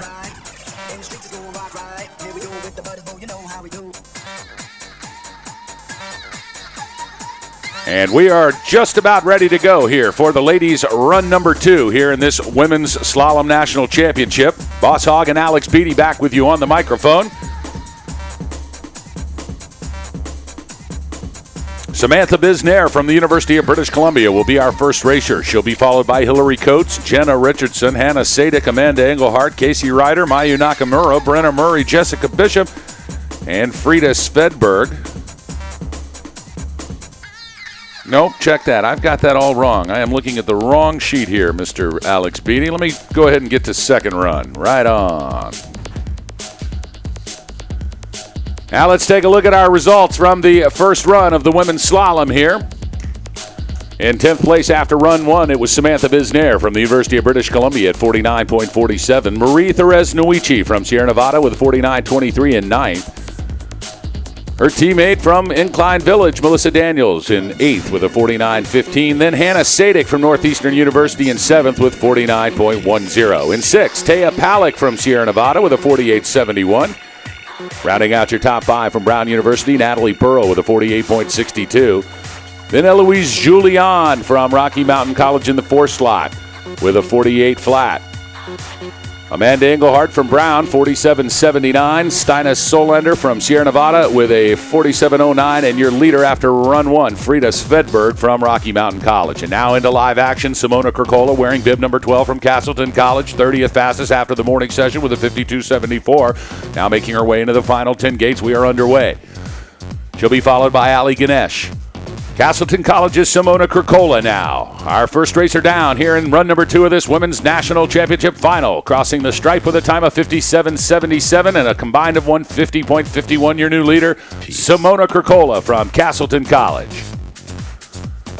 Now Ali Ganesh from Brown University wearing bib 76, 29th fastest after the morning run. Now the fastest in the first intermediate split shack. She is skiing well here into the final 8 gates. Here comes Ali Ganesh from Brown. Now Ganesh across the stripe with a combined time of 144.50, good enough for first place. So Ali Ganesh stringing 2 good runs together here in this Women's National Championship Slalom Final. Strong start there for this Brown team, boss. They're sitting in 3rd right now behind Rocky Mountain College and Sierra Nevada by only 3 seconds. If they can pick it up here in the second run, they have a shot at the top 2 spots in this race. Still anyone's race here, boss. 5 gates to go for Blair Hooper from Castleton. Hooper second fastest at the split shack. She'll need to pour it on to take over Ganesh. Can she do it?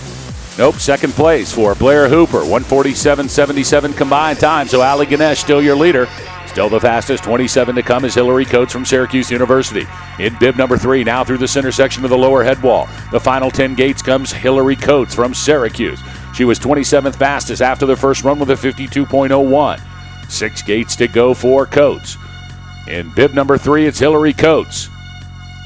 And Coates into the finish corral with a combined time of 150.42, good enough for 3rd spot. So we have a podium. Brown University's Ali Ganesh in 1st, Castleton's Blair Hooper in 2nd, and Syracuse's Hillary Coates in 3rd. Now we see St. Olaf College's Megan Danielski fastest at the split shack. She's going to take over the lead if she can pour it on. Now punching the stripe and across. It is Megan Danielski from St. Olaf, 145.94, good enough for 2nd place. So it's Ganesh, Danielski, Hooper, Coates, and Kurkola, your top 5. Still the fastest 25 to come. Emma LeBlanc from Brown University wearing bib number 56. Now on course, she'll be followed by the University of Colorado's Kayla Weber.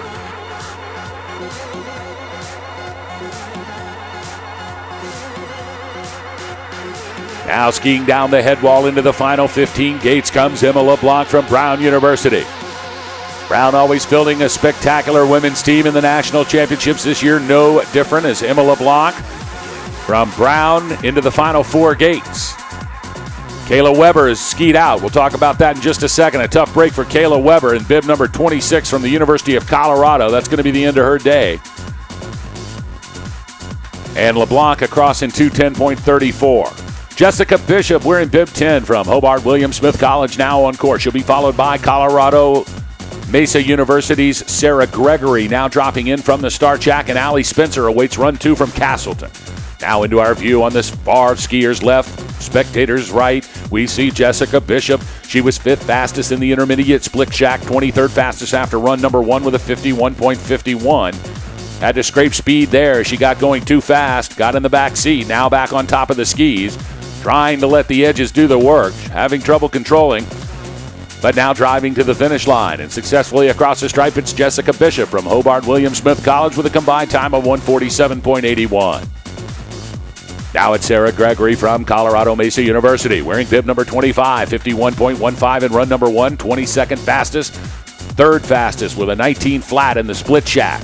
She'll have to pour it on to take over Ali Ganesh, who had a really good run here in run number 2. And now pulling across the stripe from Colorado Mesa University, it is Sarah Gregory with a combined time of 144.86, good enough for 2nd place. So still Ali Ganesh of Brown University sitting in 1st. Every second matters for this Brown University team if they want to pull off a top 2 spot here. St. Olaf and British Columbia on the bubble in the 4th and 5th spots respectively, with Castleton State College led by Allie Spencer, bib number 29, sitting in 6th. She'll need a solid run here if they want to move up in the team standings. 5 gates to go for Allie Spencer from Castleton.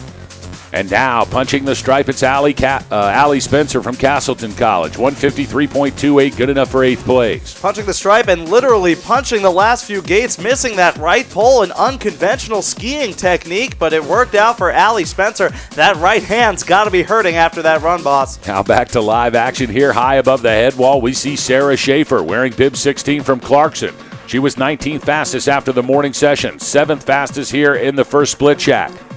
Looks like the top of this course is throwing some real curveballs at these ladies in run number 2, Alex Beatty. Absolutely, boss. Got to be fast in that flat section. A minor mistake can mean lots of lost time in this course. And a great recovery in the last 5 gates for Sarah Schaefer.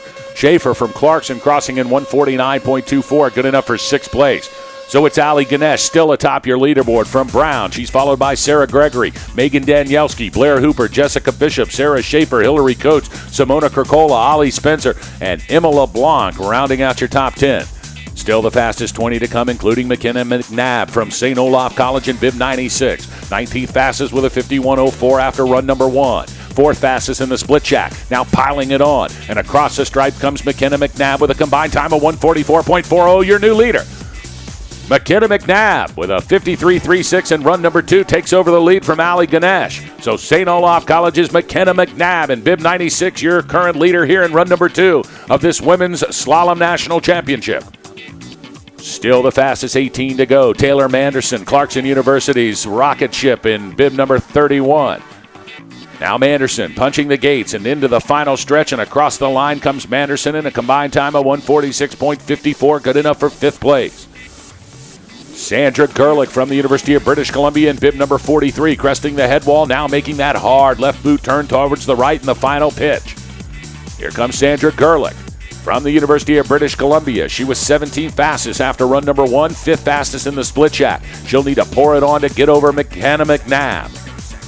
She'll be followed by Kinsey Dignas. Dignas now dropping in. She'll be followed by Frederica Helm. Helm atop the start shack. Meanwhile, 5 gates to go for Sandra Gerlich from the University of British Columbia. And Gerlich into the finish ground successfully with a combined time of 144.83. Good enough for 3rd place. So it's still McNabb, Ganesh, and Gerlich, your top 3 on the leaderboard. Kinsey Dignas wearing bib 19 from Cornell University. She was 4th fastest at the split jack. 16th fastest after the morning run. She'll have to pour it on down the head wall here. She swings them left and right, trying to keep the body pointed in the fall line. That's the fast position. Let the edges do the work. But as the legs get tired, they start to boil, rumble, smoking legs here in the last 10 gates. Kinsey Dignas trying to keep it together from Cornell University with 5 gates to go. Here comes Dignas. Dignas driving to the center. And now across the stripe, here is Dignas with a combined time of 146.14, good enough for 6th. So it's McNabb, Ganesh, Gerlich, Gregory, Danielski, Dignas, Manderson, Hooper, Bishop, and Schaefer. Rounding out your top 10 is Hillary Coates. High above the head wall is Frederica Helm in bib 50 from Rocky Mountain College. 15th fastest after this morning's session. 3rd fastest at the split sack. So Frederica Helm's got a good run going here. A little bit late here. She works her way into the final flush. Now Frederica Helm letting it all hang out with the final 8 gates comes Rocky Mountain College's Frederica Helm. Now Helm across the line and into the corral with a combined time of 144.07, and she's your new leader. Frederica Helm from Rocky Mountain College now atop your leaderboard in the first slot with a combined time of 144.07. She's followed by McKenna McNabb from St. Olaf's, Ali Ganesh from Brown, Sandra Gerlich in UBC, and rounding out your top 5 from Colorado Mesa University, it's Sarah Gregory. And now, Casey Ryder, bib number 7 from the University of Massachusetts, has fallen down. She still has her equipment, though, and she's going to hike for a gate. She wants a finishing time here in this Women's 2014 National Championship, and she's going to get it. Casey Ryder now, can she get back into the rhythm? It is really tough once you've stopped the entire thing. We'll see if Casey Ryder can get it going here in the final 8 gates. From the University of Massachusetts, the Zoo in Amherst, it's Casey Ryder. And Ryder finishing up strong with a combined time of 157.64. What a gutsy play, Alex Beatty. Absolutely, boss. Just wanting to finish there, get a solid run for this UMass team. Really needed that run out of Casey Ryder, and she delivered with a solid hike back on course. Finished well. Now it's Emily Lamoureux out of Sierra Nevada. First fastest after the intermediate check. She is driving towards the finish line, powering those skis. She will cross that. Bib number 66, Emily Lamoureux, and she takes the lead. 142.48 combined time for Emily Lamoureux of Sierra Nevada College, your new leader. She looked fast coming down the head wall, Alex. You could tell just as the hips swung left and right, the skis doing all the work. She kept the body in a very still position, straight down the fall line, and it showed by the time as Emily Lamoureux from Sierra Nevada College in BIM 66 with the second fastest second run time of 52.12, but your current leader with a combined time of 142.48. So as we have a hold on the course, Catherine Olstead from St. Olaf College in bib 18. She awaits run number 2 from the top of the start shack. She had a 49.90, good enough for 12th fastest after the first run. She'll have to pile one on here in run number 2 to take over Emily Lamoureux from Sierra Nevada College. While we have a break in the action, let's go over our top 10. Here in the ladies' run number 2, Blair Hooper from Castleton College in the 10th slot. Clarkson's Taylor Manderson owns 9th, and it's Kinsey Dignas in the 8th position from Cornell University. 7th, it's Megan Danielski from St. Olaf, and in 6th, Colorado Mesa University's Sarah Gregory. Rounding out your top 5 from the University of British Columbia, it's Sandra Gerlich, then Ali Ganesh from Brown University in 4th. McKenna McNabb from St. Olaf College in the 3rd slot. Frederica Helm from Rocky Mountain in 2nd, and still your leader with a 1:42.48 combined time from Sierra Nevada College, the Eagle from Incline Village, it's Emily Lamoureux. Of course, the fastest 12 skiers yet to come, Katie Olstead of St. Olaf, the Midwest Conference slalom champion, eager to get in this course and show the field what she can do with a pair of slalom skis. The red and blue forest eagerly awaiting her arrival is Katie Olstead of St. Olaf standing in the start gate. This St. Olaf team struggling in the first run of competition, sitting in 4th right now, hoping to leapfrog Brown University into that 3rd spot. Of course, Brown University having some designs of their own, led by Ali Ganesh right now, sitting in the 4th spot. They still have their speed demons awaiting their runs. Amanda Engelhardt and Natalie Pearl waiting for their runs for Brown University. Rocky Mountain College sitting in 2nd after the first run. They've been dominant all week, and last year's slalom champion Sierra Nevada College by 34 hundredths of a second in first place after run number 1. Still a hold in action here as we are trying to replace a gate here high up on the last part of the head wall. Looks like they're going to undrill that gate, give us a new gate. We'll be back underway momentarily. Still the fastest 12 to come. Katie Olstead now sitting atop, waiting run number 2.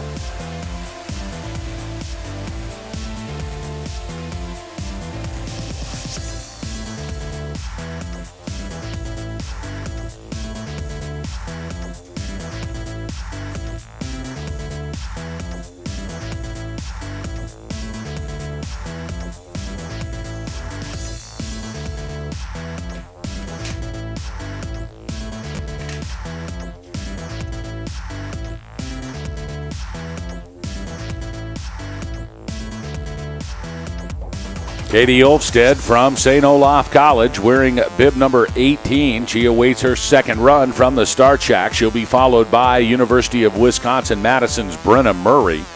Then we'll see Samantha Bisnair from the University of British Columbia. Meanwhile, back to live action now, dropping in from the start shack. It is Katie Olstead from St. Olaf College in bib number 18. She was 12th fastest after the morning session with a 49.90. We'll see how the first split looks for Katie Olstead, 5th fastest with an 18.85. She's going to need to pour it on to get around Emily Lamoureux from Sierra Nevada College. Now coming into our viewpoint, it's Katie Olstead from St. Olaf College. Olstead now skiing well into the head wall in the steep section. 10 gates to go for Olstead as she makes her way into the final flush now. And a good run for Katie Olstead, having to wait for run number 2 for some course corrections. And Olstead across the stripe in 142.99, good enough for second place. So Emily Lamoureux from Sierra Nevada College, still your leader, but Katie Olstead sliding Frederica Helm down a slot on the podium from St. Olaf in second. Then it's Helm in third from Rocky Mountain. St. Olaf's McKenna McNabb in fourth. Brown's Ali Ganesh in fifth. It's Sandra Gerlich from the University of British Columbia in sixth, followed by Sarah Gregory from Colorado Mesa University in seventh. Megan Danielski from St. Olaf in eighth. Kinsey Dignas from Cornell in ninth. And rounding out your top 10 from Clarkson, it is Taylor Manderson.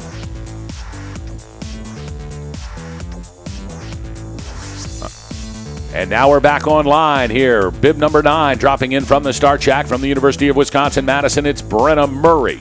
Murray was 11th fastest after the morning session with a time of 49.80. She'll be followed by Samantha Bisnair from British Columbia. Let's see what Brenna Murray's split looks like through the first split shack.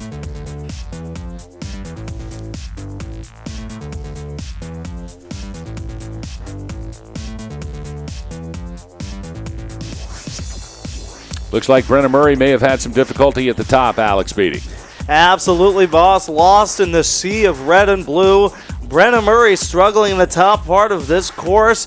A flat section, but very technical. Getting a little bit late on those skis can mean a world of trouble. Could send you crashing into some of those gates. So we'll see what happened to Brenna Murray. Looks like she's made it past that first intermediate start check. Check that. Oh, looks like she's down, boss. She is down, having some trouble there in that center section. The trouble continues for Brenna Murray as she is down on the course, picking up herself. Let's see if she'll continue. Nope, that will be the end of her day. So a tough break there for Wisconsin-Madison's Brenna Murray, boss. Well, she struggled at the top. It looks like she may have had to hike on one of the top few gates, and it just, it takes it right out of you. You're so focused, you get into the rhythm, and then all of a sudden a complete train wreck stops everything. You have to catch your breath, you have to get your legs underneath you, and then you've got to start skiing again. It really throws things off. It is really difficult to recover after a missed gate or a hike. Absolutely, boss. We see the sportsmanship of these athletes. They know they won't make it on the podium after a crash like that, but they get up anyway. They hike for their team just to place in this national championships, and it's great to see these athletes competing at such a high level, boss. Now back to live action. Bib number 2 belongs to Samantha Bisnair from the University of British Columbia. She was 10th fastest after the morning session. Had some difficulty at the top as well. Now late here in the head wall. She'll have to gather it back together. Really scraping speed here just to get back on the top of her skis. Now back into the rhythm comes Samantha Bisnair from British Columbia. 5 gates to go for Bisnair. Now skiing well as she gets into the final section. And across the stripe comes Sam Bisnair from the University of British Columbia with a combined time of 1:45.51. So it's Lamoureux, Olfstead, Helm, McNabb, Ganesh, Gerlich, Gregory, Bisnair, Danielski, and Kenzie Dignas rounding out your top 10. And now on course, bib number 93 from Sierra Nevada College, it's Marie Nuichi. Nuichi with a good giant slalom performance just a couple of days ago here in Lake Placid at Whiteface Mountain, now following up with a slalom. Bib 93, 4th fastest in the intermediate split shack. She qualified 9th fastest after the morning run. 49.23. She'll add to that what she gets here. Marie Nuichi from Sierra Nevada College, the Eagle from Incline. As Nuichi really letting the hips swing now. Good edges by Nuichi. Good still body position from the top. And now driving towards the finish line, it's Marie Nuichi from Sierra Nevada College with 3 gates to go. Now punching the stripe, it's Nuichi with a combined time of 1:40.46, and she's your new leader. Marie Nuichi from Sierra Nevada College coming across with the fastest second run time of the day at 51.23. A rocket ride for Marie Nuichi here in run number 2, Alex Beatty. Absolutely, boss. Only the 3rd fastest run after the intermediate shack. You could tell she really thrives on that steep section of the course. That is where she got the speed that carried her towards the finish, and she is now sitting in first place, boss. Now it's Melissa Daniels, bib number 54 from Sierra Nevada College. Teammates with Marie Nuichi. Now Melissa Daniels across the head wall into the far skier's left.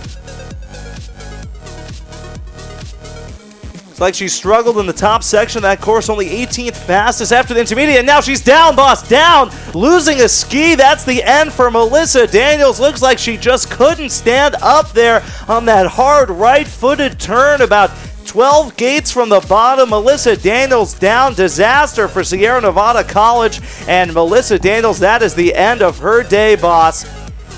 Now Hannah Sadik of Northeastern University, the freshman sensation, lightning in a bottle, has been dominant all year for this Northeastern team, a force to be reckoned with. 7th after the first run, waiting in the start gate, boss. What a tough break for Melissa Daniels. Had a great run going. She knew it too. Bib number 54 for Melissa Daniels. It is always difficult for that to happen 10 gates from the bottom.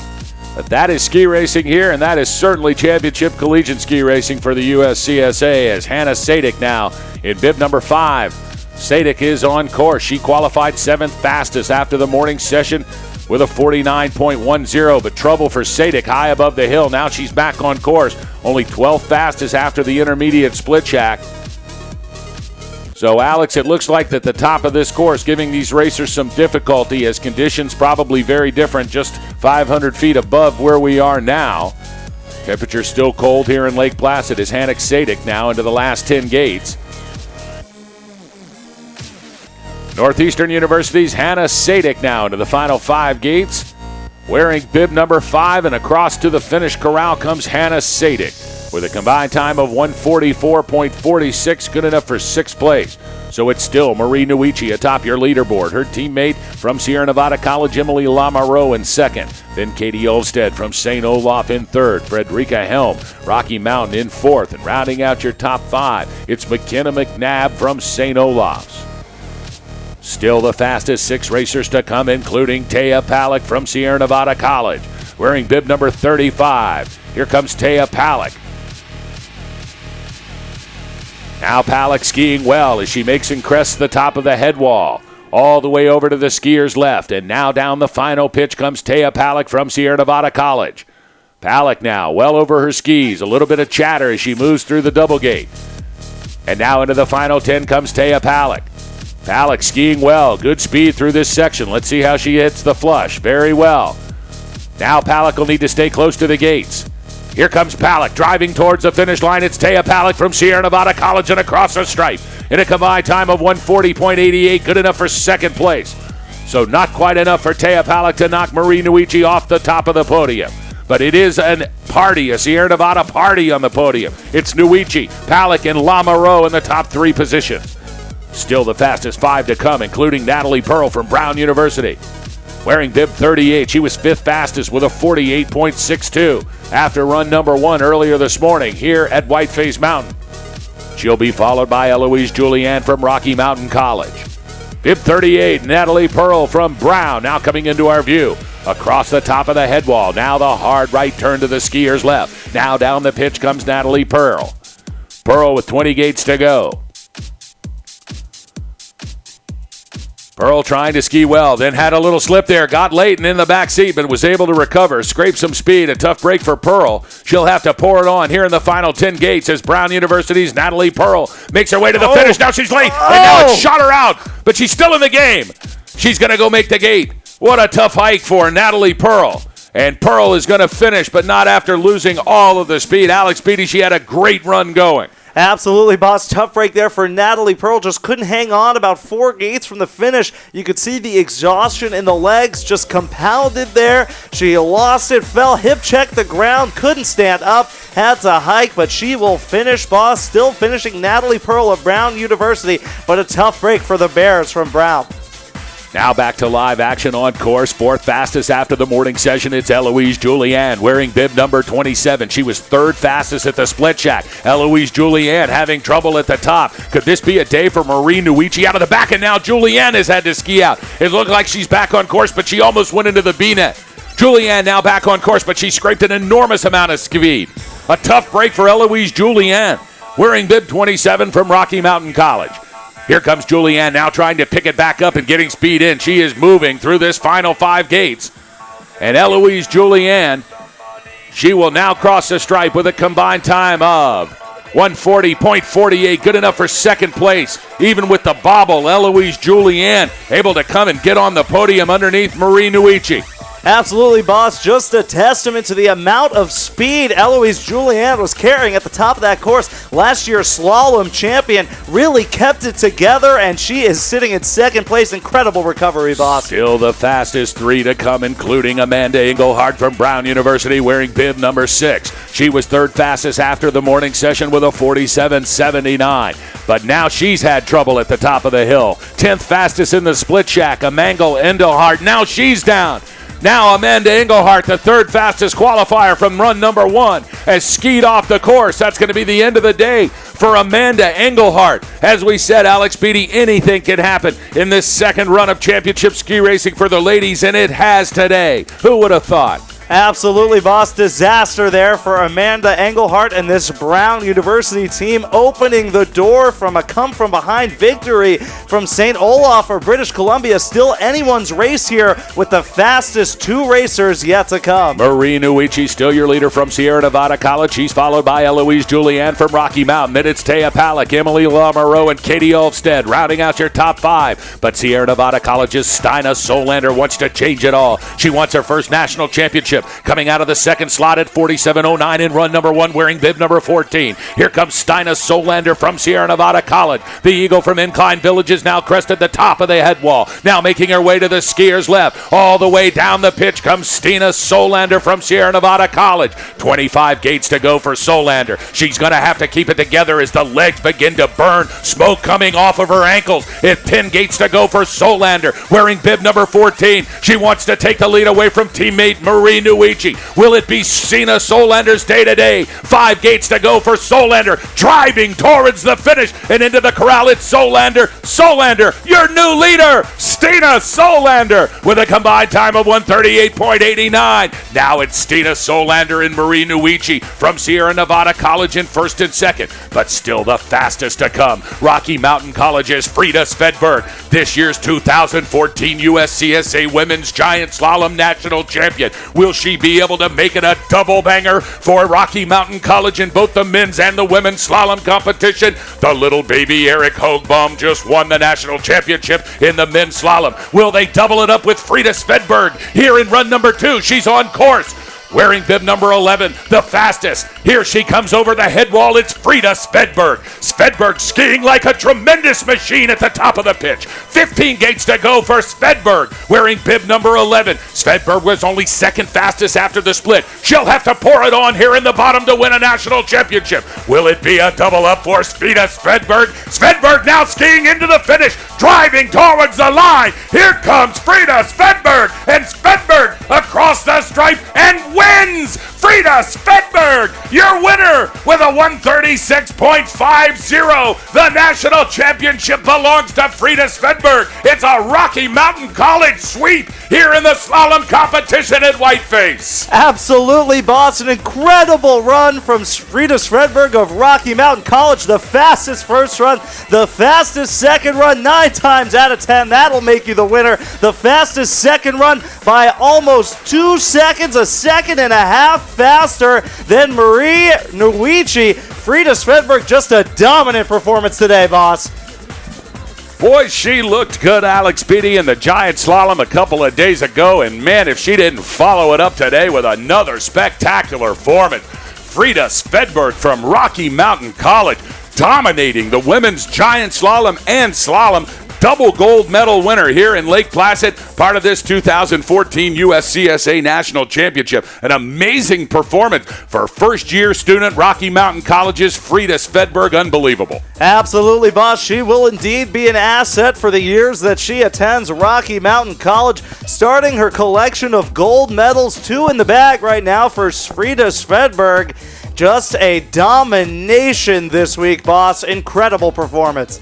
So congratulations to Rocky Mountain College's Frida Svedberg, winning back-to-back national championships, one in the giant slalom back on Tuesday and now again today on Friday, winning the women's slalom competition. The day belongs to Rocky Mountain College here at Whiteface Mountain in beautiful Lake Placid, New York, as Frida Svedberg and Eric Hoagbaum, both from Rocky Mountain College, taking the women's and the men's giant slalom title here in the 2014 National Championships. Unbelievable performance. Congratulations to Rocky Mountain College's Frida Svedberg, your 2014 USCSA Women's Slalom National Champion.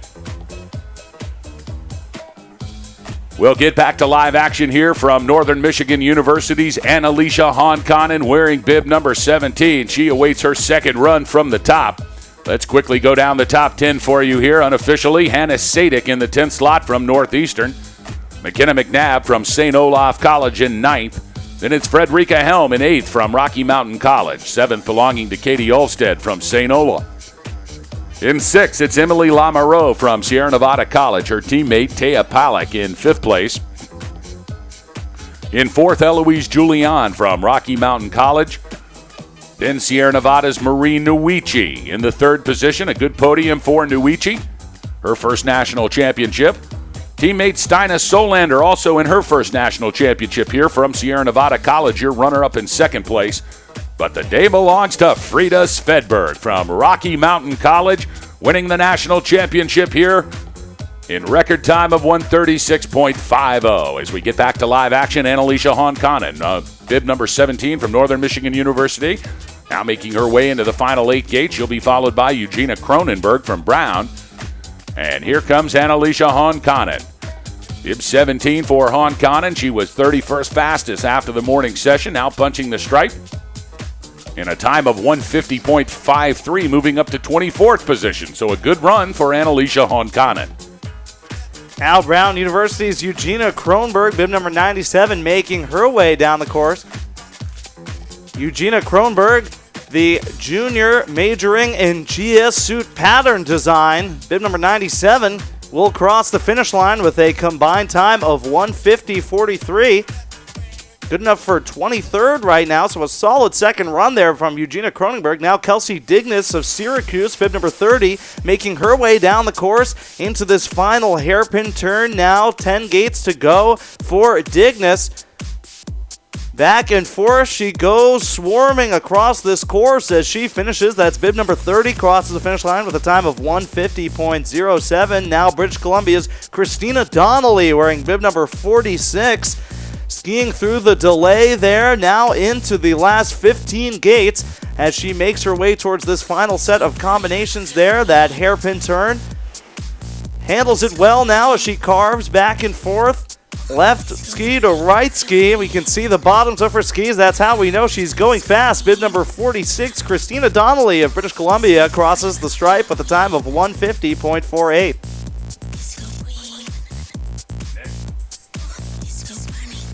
Next up, we'll see Claire Hamnett from the University of Massachusetts wearing bib number 36.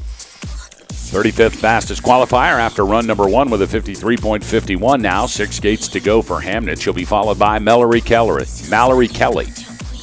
And now into the finish corral, it's UMass's Claire Hamnett. Combined time of 152.35, good enough for 28th place. So a good run from Claire Hamnett. Mallory Kelly from Rocky Mountain College, now on course wearing bib 68. She'll be followed by Kirsten Weiss. Kirsten Weiss now from Syracuse University. And a tough break here from Rocky Mountain College's Mallory Kelly. Kelly slid through the gate. And it looks like that Mallory Kelly, well, we'll see what she's going to do as she allows Kirsten Weiss now from Syracuse University to pass her.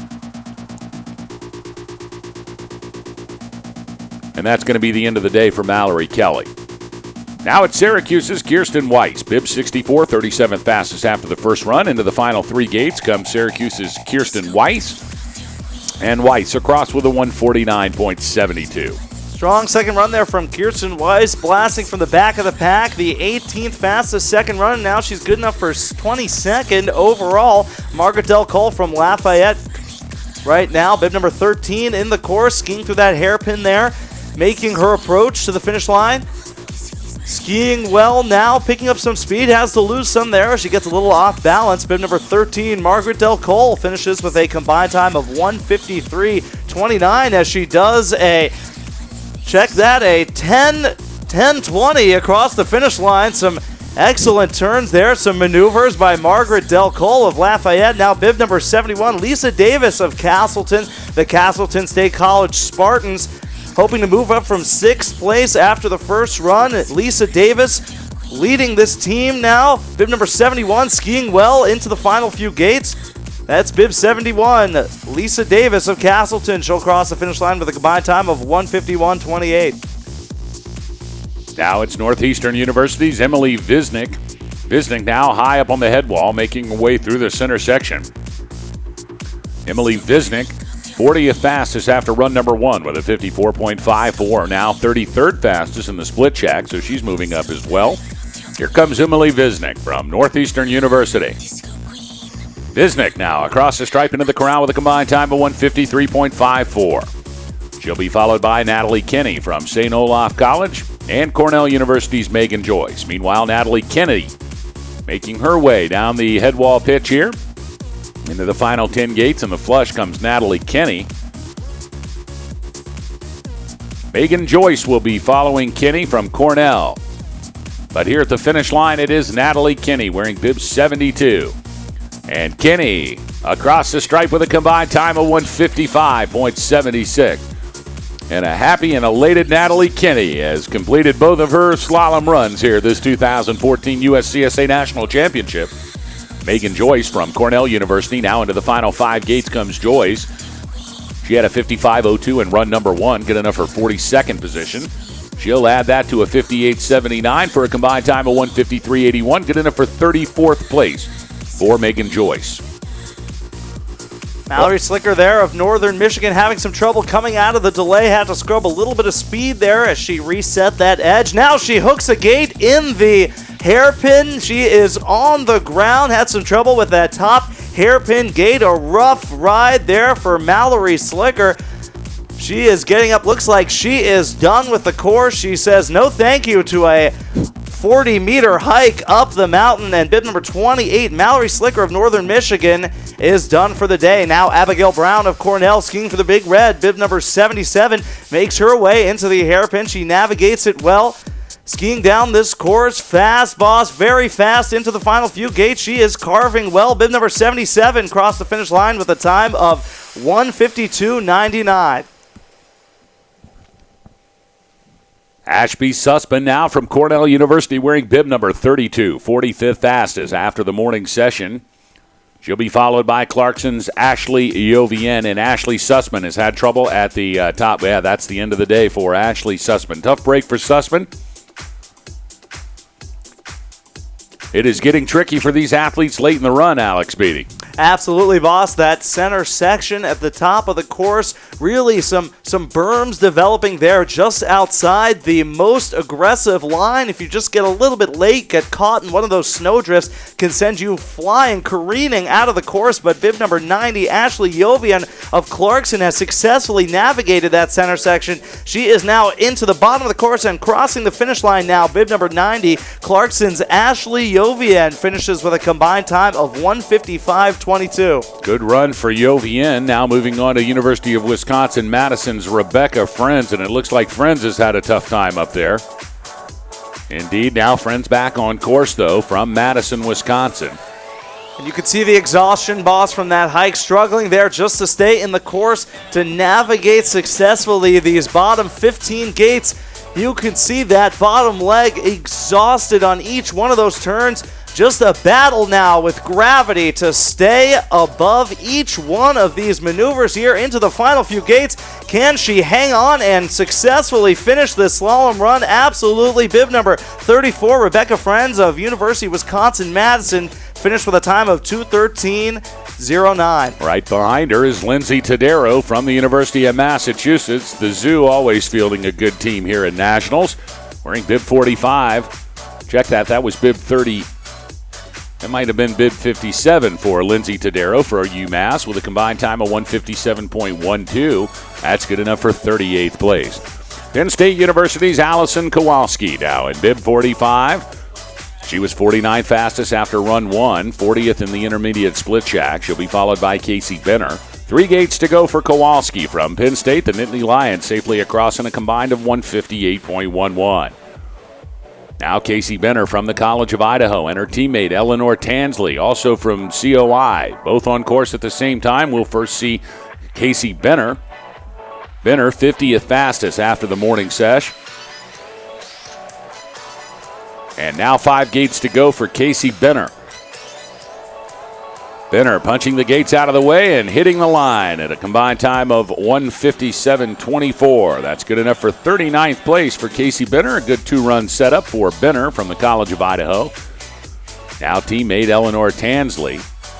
Tansley high above the head wall now, making her way down skier's left through that steep pitch. Eleanor Tansley had some navigational issues at the top of this course, but she is back in it now, Boston, skiing strong. You can tell the desperation, just wants to get to the bottom here as those legs are exhausted. pole planting for dear life now as she successfully negotiates the final few turns in this course. Eleanor Tansley, the College of Idaho, looks like she will make it to the finish line. Bib number 58 finishes with a time of 2:14.94.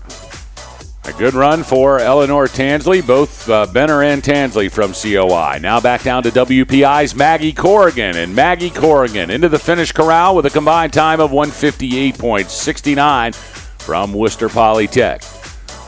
Now it's Hobart William Smith College's Rebecca Colgren, wearing bib number 39, most likely sporting the Jean-Claude Quillet Bolle sunglasses. She's probably taken them from my bag here in the broadcast center. If they're gone, I'm going to go get another pair. 5 gates to go for Colgren from Hobart William Smith College. And now it's Rebecca Colgren into the finish corral with a combined time of 2:00.53.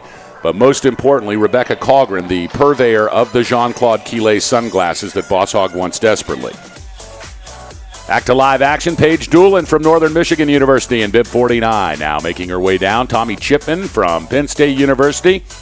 She is next. 5 gates to go here for Paige Doolin. Doolin, 54th fastest with a 58.76 after run number 1. And now safely into the corral comes Doolin with a combined time of 2:02.98. Tommy Chipman from Penn State University. The Nittany Lion halfway down the head wall here into the final flush. She'll be followed by Caitlin Porter in bib 21 from California State University in Sacramento. Here comes Tommy Chipman. Chipman, the powerful magnetic draw for Sam Rickard, who transferred from the University of Maine Farmington to Penn State University.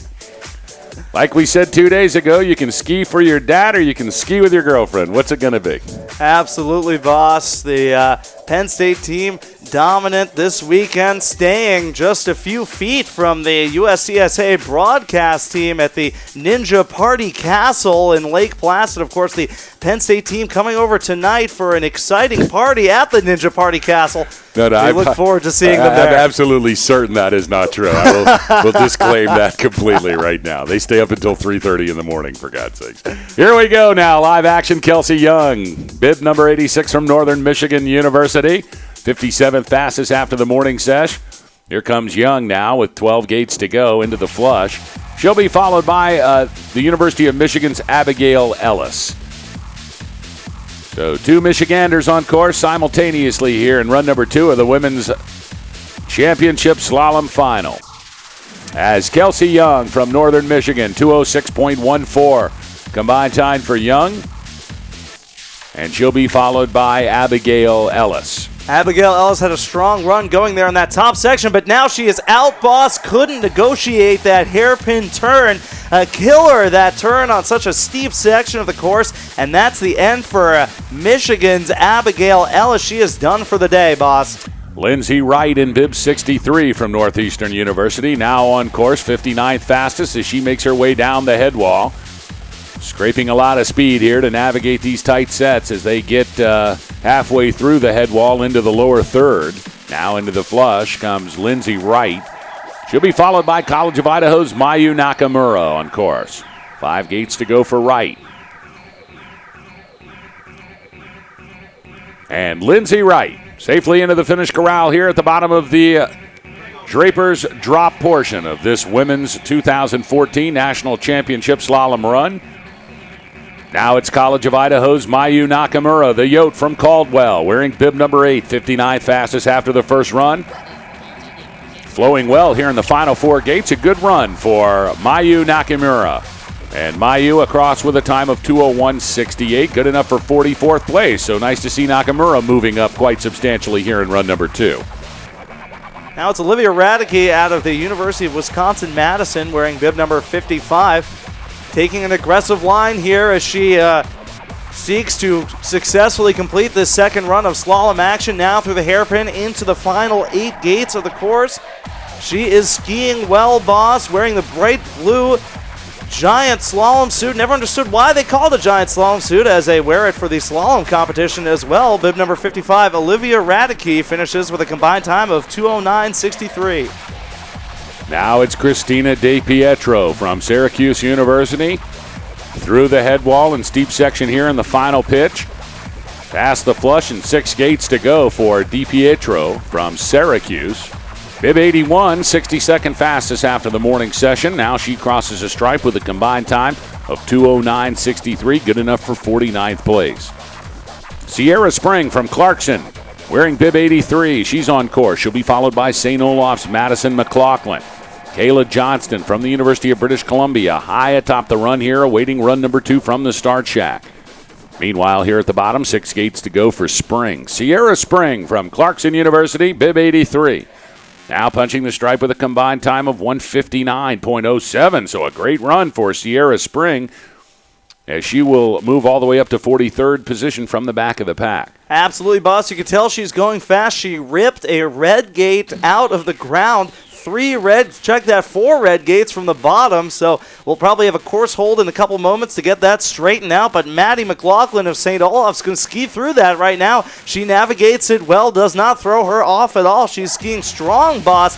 Very fast run from Maddie McLaughlin here, bib number 62. She finished with a combined time of 1:59.91, so moving up from the back of the pack, the 25th fastest second run. Maddie McLaughlin now sitting in 44th place. Kayla Johnston in bib 82 from the University of British Columbia. Now, of course, 65th fastest after run 1 with a 1:02.85. She'll be followed by Annie Muskie from Northeastern. Now has dropped in at the top. Meanwhile, here at the bottom, 5 gates to go for Kayla Johnston from the University of British Columbia. And Johnston into the finish corral with a combined time of 2:03.67. Good enough for 48th spot. Annie Muskie from Northeast University now. Bib 98 on course. She'll be followed by Anna Rosenblum from Syracuse, awaiting run 2 from the top. Annie Muskie, of course, channeling the spirit of Rob Visconti, the high-flying USCSA superpower, as she makes her way into the bottom section of this course. Bib number 98, skiing strong for this Northeastern team.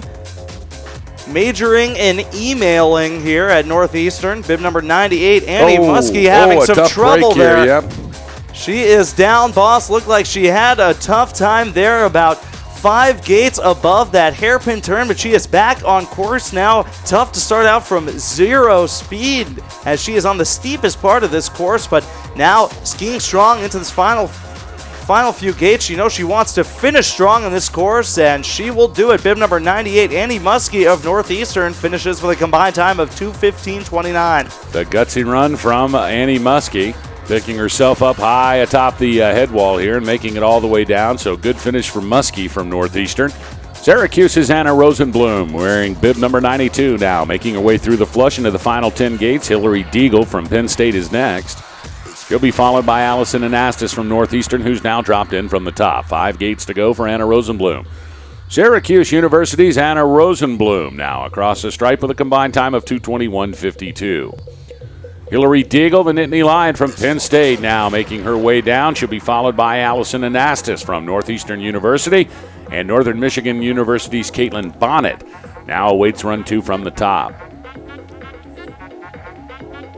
See Hillary Deagle getting in the back seat there, but she is back now ahead of these turns, skiing strong into the bottom section. The bright green helmet, bib number 73, Hillary Deagle of Penn State, finished with a combined time of 2:13.96. Now Northeastern University's Allison Anastas, brother of USCSA alum Tim Anastas, on course now for Northeastern. The Huskies skiing well this week, and Allison Anastas is no exception. She negotiates the turns of the hairpin well. Now into the final few gates. Bib number 78, Allison Anastas of Northeastern, skiing fast now as she crosses the finish line with a combined time of 2:14.82. Check that, 2:14.02 for Allison Anastas, bib number 78.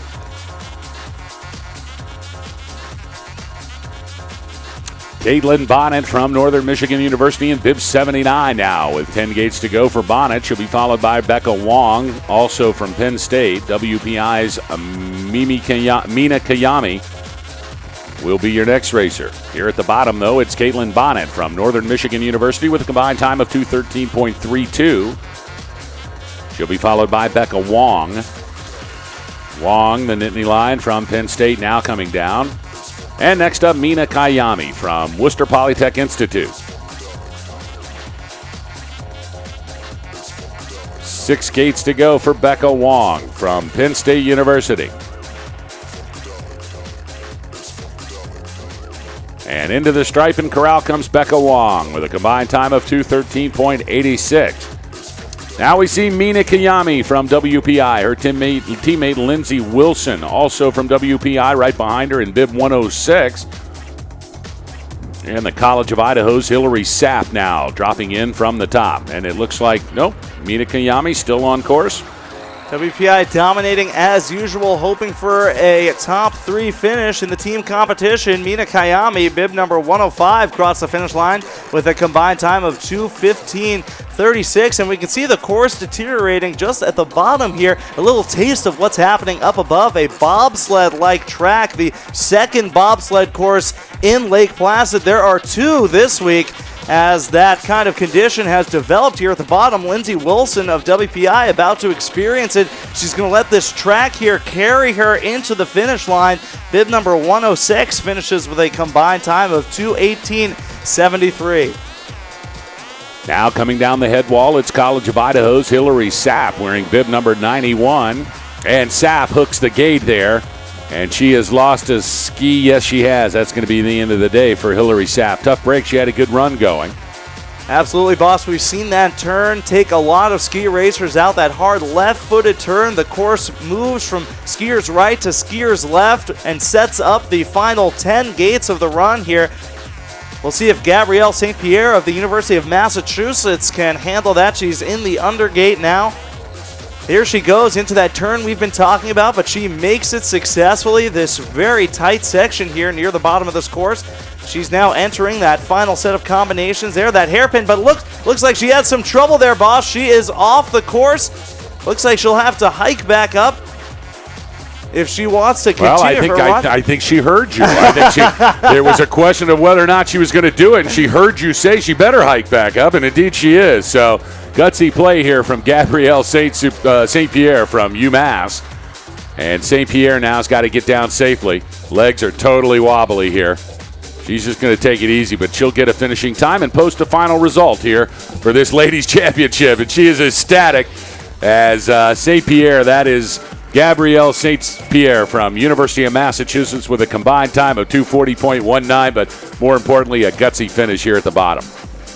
Now it's Gabrielle Von Bradsky from Hobart William Smith College in bib number 53. She'll be followed by Annie McLaughlin and Cara Van Herwaarde from Clarkson.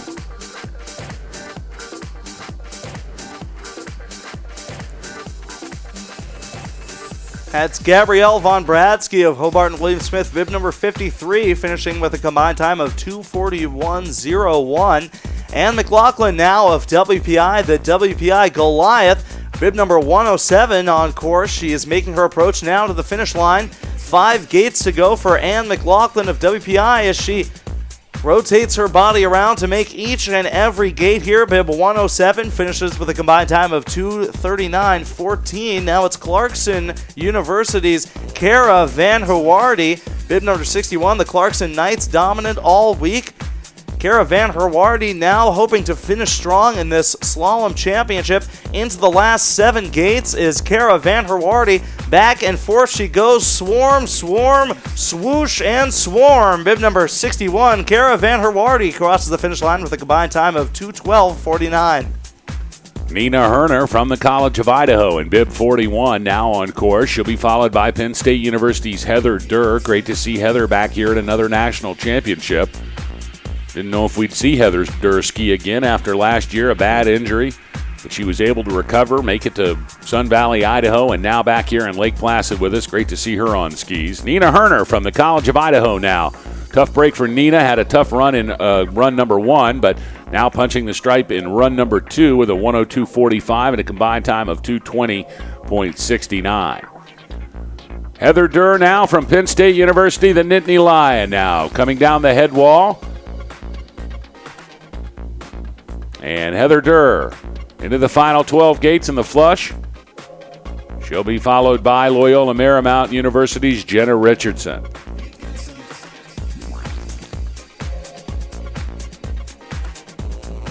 And a good run for Heather Durr. Always nice to see her safe in the finish corral. The Nittany Lion from Penn State University wearing bib number 15.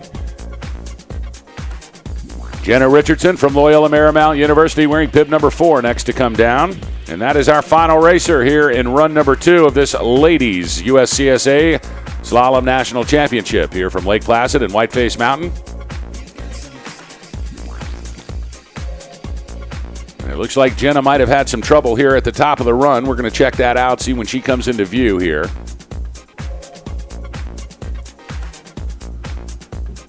Certainly the day belonging to Frida Svedberg from Rocky Mountain College. The fastest first run in 46.63, added to the fastest second run of 49.87. That's how you win a national championship in ski racing, no doubt. Just don't let anybody go faster at any time, ever. Frida Svedberg, she has not let anyone go faster ever since she's been on this race course in Lake Placid during these championships. Absolutely a bold strategy, boss, going the fastest, but it paid off today for Frida Svedberg. She was the big winner. Jenna Richardson, though, coming down right now, hoping to change that from Loyola Marymount into the last 15 gates is Jenna Richardson now wearing the bright green pants into the hairpin now. She negotiates the turns with precision as she sets up the veracity of Jenna Richardson now into the final few gates. Loyola Marymount's Jenna Richardson in bib number 4, our final lady racer here. Let's give her a big round of applause as she will close out the second run here of the women's slalom from Whiteface Mountain here in upstate New York. Again, though, Frida Svedberg, an impressive performance, dominating here in the ladies' slalom. Combined time of 1:36.50, almost 2.5 seconds faster than Stina Solander from Sierra Nevada College, finishing in second. Third belonging to the Eagle from Incline Village, Marie Nuici. In fourth, Eloise Julian from Rocky Mountain College. Rounding out your top 5, Sierra Nevada College's Taya Palick. Emily Lamoureux from Sierra Nevada in 6th. Katie Olvstead from St. Olaf in 7th. Frederica Helm from Rocky Mountain in the 8th slot. 9th belongs to McKenna McNabb from St. Olaf. And rounding out your top 10 from Northeastern University here in the finals of the women's slalom, it's Hannah Sadik. Congratulations to Rocky Mountain College. Today it was all Rocky Mountain. As we saw earlier in the afternoon, Eric Hoogbaum win his first national championship in the men's slalom and followed it right up with Frida Svedberg's win in the ladies slalom here this afternoon. Alex Beatty, an impressive performance from Jerry Wolf's Rocky Mountain team. Absolutely, boss. He knows what he is doing, coaching this Rocky Mountain team. The Battling Bears have been battling their way to first place finishes all week.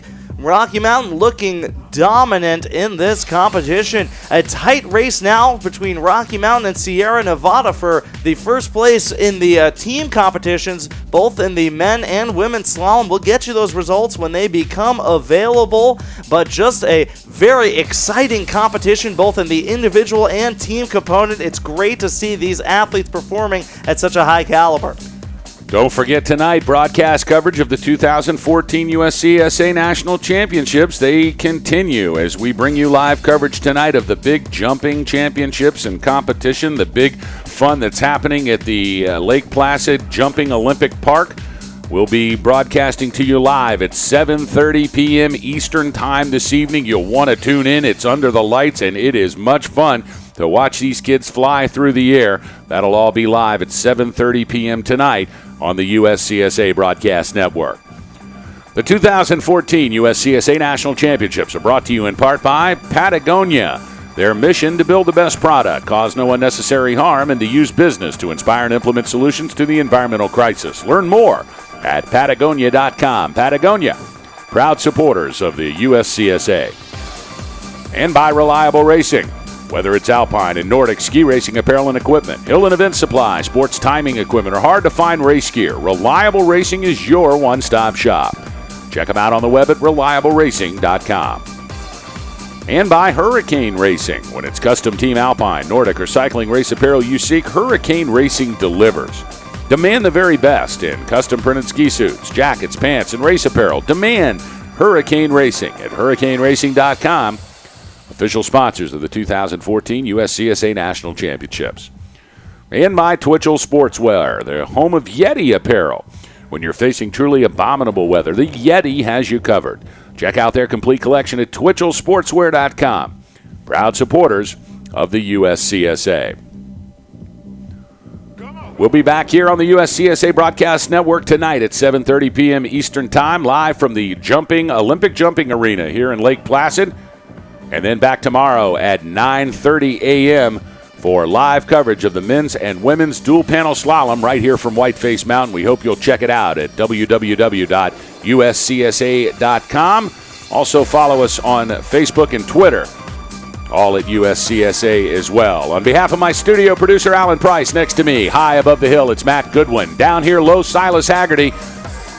And the best darn color commentator in the game, Alex Beatty. I'm Boss Hogg, saying so long, everybody.